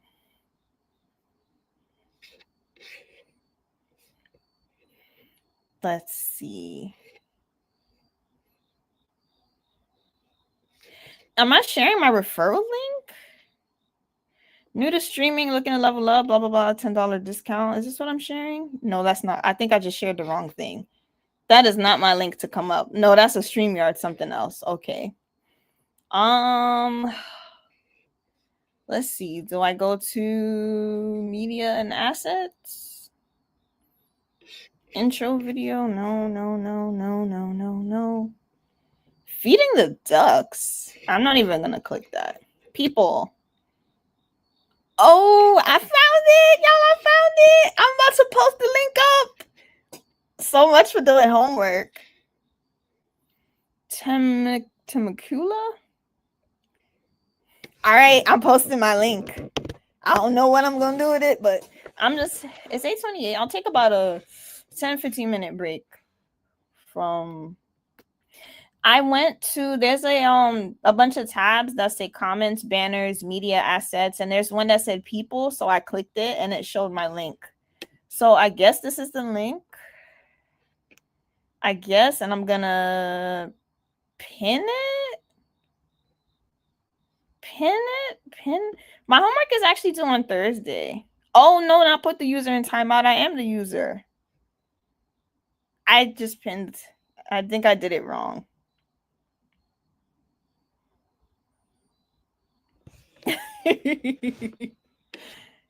Also, you just click a comment and then it's there, but that looks weird. Do I star the comment? Is that how I pin the comment? Do I need to pin the comment? I don't know what I'm doing here. I do not need this on the screen right now. Well, y'all, my link is up. So if you want to come up, you can come up and we can talk about homework. Since Michael Love is keeping me accountable, wants me to do my homework, I'm going to do it. Oh, double click it. Okay. Okay, now is it stuck though? Live viewer comments show up on StreamYard. This is an example. Click on a comment to show it on screen. Wow, I should have read that earlier.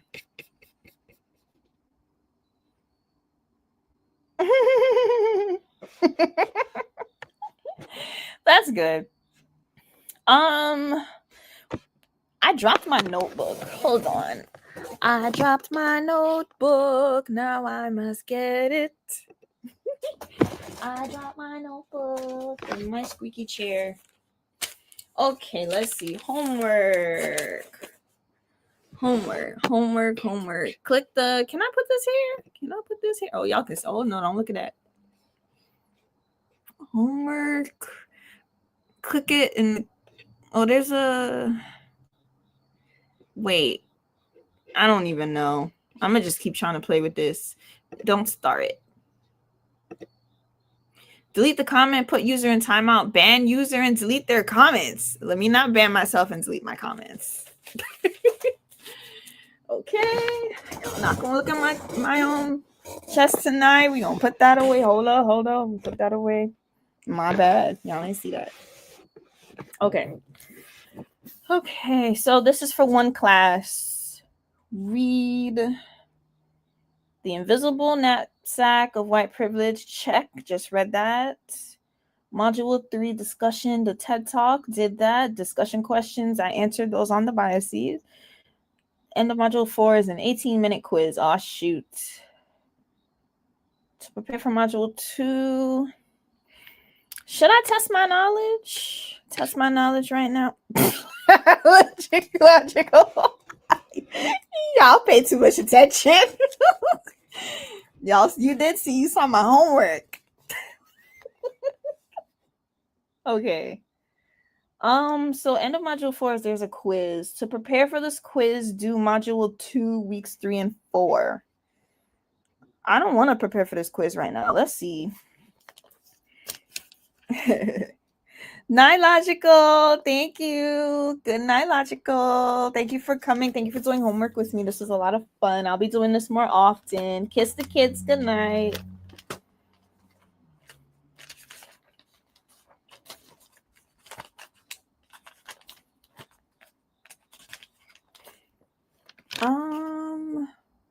Can it be assignment due September 25th to be posted online? Read. Module 2, chapter 4 and chapter 4 and chapter 5. All right, so I finished the assignment for one class. I do have one more class that's left, so I won't really touch that for tonight, but I'll talk to y'all about an assignment. So my professor gave us this thing to watch. It's, what is it called? It's called I think it's called let me think. It's not Adoption Train. It's called what is it called? I have it written down in my notes and I don't remember what it's called. Let me think. I think it's called the Orphan Train or something like that. So it's a movie or documentary or something we had to watch, and then we have to, I don't know if I had to write a paper response to it. Maybe I'll just go check this out with you guys. So let's see. I'm going to not going to show y'all what school I go to because that's not important right now. Hold on. 6005. Can y'all see the screen is the question. No, you can't see the screen. Okay. So I don't know why I don't just take on my notebook. Y'all know I'm lazy. I'm tired. I've been doing homework for almost 2 hours. We're going to hit the 2. Hey, Wolfpack. Hey, y'all have been here with me for hours doing this homework, holding me accountable. Thank you, because I would have fallen asleep already, or I would have probably just played on my phone. You see how easy it is for me to lose focus. So the fact that you guys are here helping me stay accountable, I like that. So thank you. I have a paper due September 25th or something due September 25th. The professor wants us to watch something, and I don't know if that was a scary noise. I don't know if I got to do a paper or if I got to respond to, I don't know what I got to do. So I'm looking right now through my syllabus to see what I had to do. And once I find it, I'll show you guys so I can talk to you guys about it. So give me 1 second to look through this.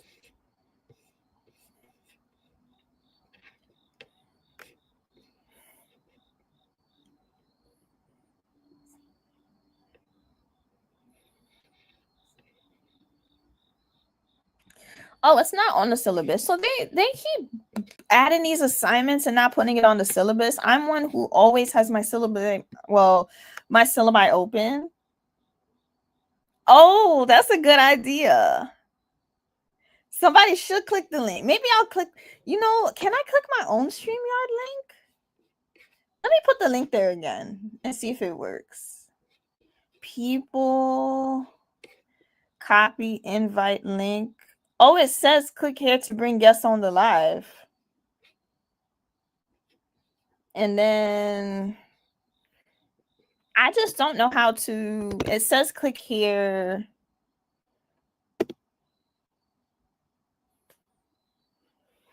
Now I don't know how to pin it, but I don't know if I put a star on it. It says here, delete comment, put user in timeout, ban user, delete their comments. But it says if I click in one to show, so what happens if I double click it? It disappears? I don't know anymore. Somebody click the link. I didn't even remember that I put the link up. The link is there. If anybody wants to come up while I am looking for my syllabi or looking for this assignment, y'all could just come up. You don't even got a cam up. I'll turn my camera off if it'll make you feel better. Okay. Class 605. Module 1 PowerPoint is posted. Slides for Module 2 is now available for you to review. Okay. Got you.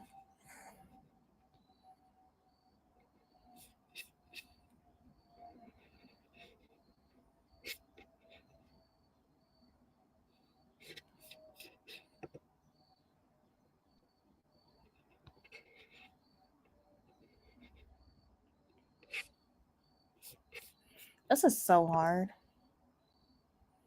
Okay, so it's on the screen, but I don't know if I can click it. Okay. Let me go look at my phone really quickly in my squeaky chair. I'm gonna put some oil in this chair at some time, but I kind of like to squeak it,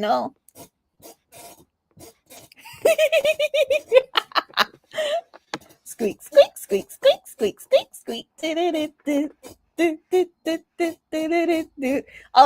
some cut instrumental with my squeaky chair. What it is, yo. And what's La la la la la la la la la la la. Ooh, my boo is gonna be live soon. That's adorable.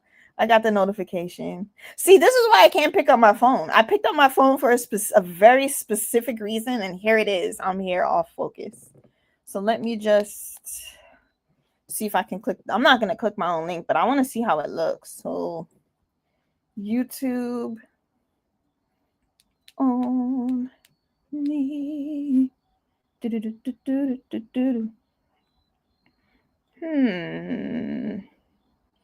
So I am live. Oh, it works. Wait, I'm clicking the link right. I'm gonna click my own link. Oh, it works. It works. It works. It works. Okay, let me get out of my backstage because that's gonna be really weird. Okay. Well, y'all, if you want to click the link, you can click the link, but you don't have to click the link, but the link is there. Let me just see if I can pin this comment really quickly. Oops. So it's pinned to the top.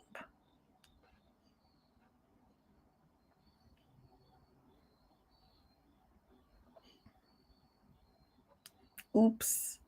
It's not letting me pin it from my phone either.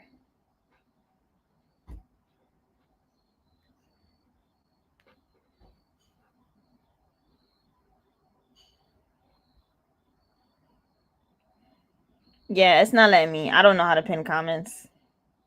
It's just showing on the screen. Okay, whatever. Well, if any of y'all want to click it, you can click it. If not, that's okay. I'm not going to be on for too long. I'm looking for the assignment that I have to do so I can talk to you guys about it, but I can't find it. Problems to policy matrix. Analysis paper.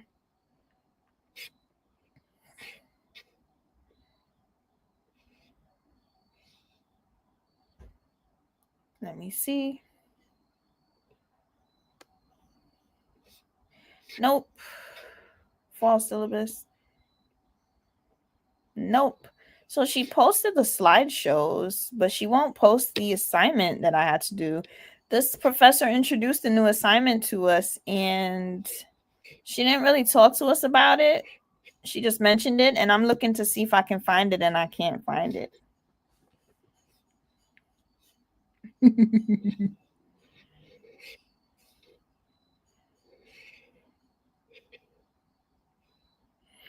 All right, y'all. It's 8:39. I'm gonna be coming off of this within 5 minutes. I'm looking for my assignment. I really want to get a head start, but I can't find it.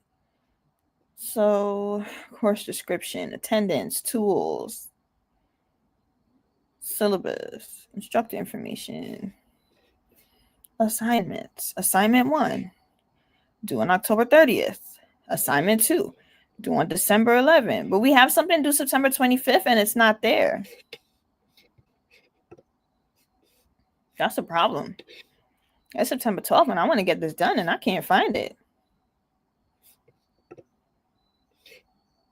Hi, Michael Love.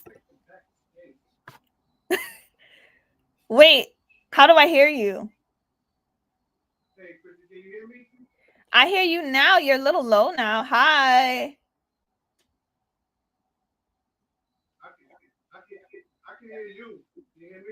I hear you. It's a little low, but I hear you. I might have to somehow turn it up on. Well, my computer's all the way up. Welcome, welcome. You are my first guest. Okay.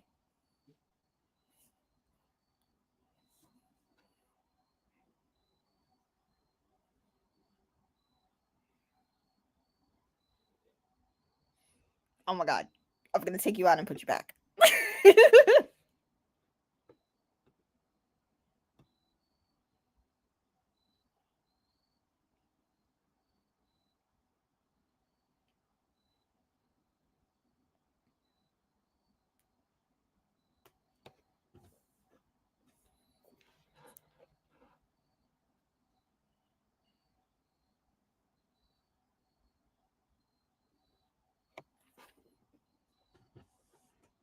Oh, y'all, that was a guest. I'm happy. I got my first guest. If you are not already subscribed to me, please make sure you are subscribed. If you are subscribed to me, make sure that you turn on the notification bell, set it to all. Yes, y'all see my tiny little earrings for today. Ooh, ooh, ooh. Oh, Michael's back. Let's see. We gonna add him to the stage. Hey. No. It's really low. I don't know if I can. Do I have the ability to turn you up? I'm hearing you a little better now. It's getting louder. It's getting louder. Can you hear me? Yes. Oh, I think I was I can't hear you. But I just got finished jogging and I was going to clean myself, but I just wanted to make sure that you know that it works. Thank you. So I think I have my Bluetooth on. I think it's in my room, so I just wanted to come up to make sure that you know that stream y'all works. You can bring people up and stuff like that. Thank you. Oh, that makes me happy. But back to studying. The studying was helping me. When I was running the reading, that's why I was like, use brag. Because he sounds like a white guy that a reader be like, man, what's happening to me? The privilege. So that's why I was like, use that name. And it helped me do my jogging until I came to the house. Then I saw Wolf back was there. And I know Wolf, he knows how to do it. Mm-hmm. Don't help her. But then I saw he didn't go up, so I was like, let me just throw shirt on so I can make sure that you good.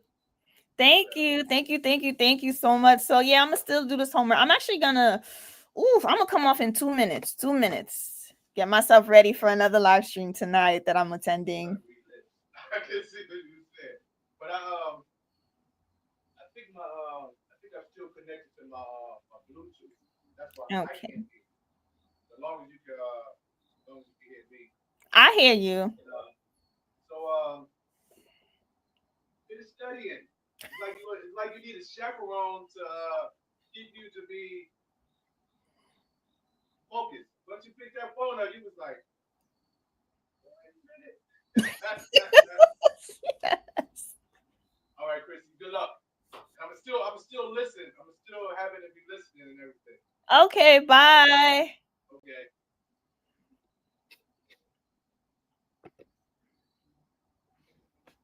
Oh, y'all are so nice, keeping me accountable. I feel really happy. I can cry right now, but I'm not gonna cry. I'm just happy. So it's 8:44. I have a date tonight. Let me stop. I don't got no date tonight, y'all.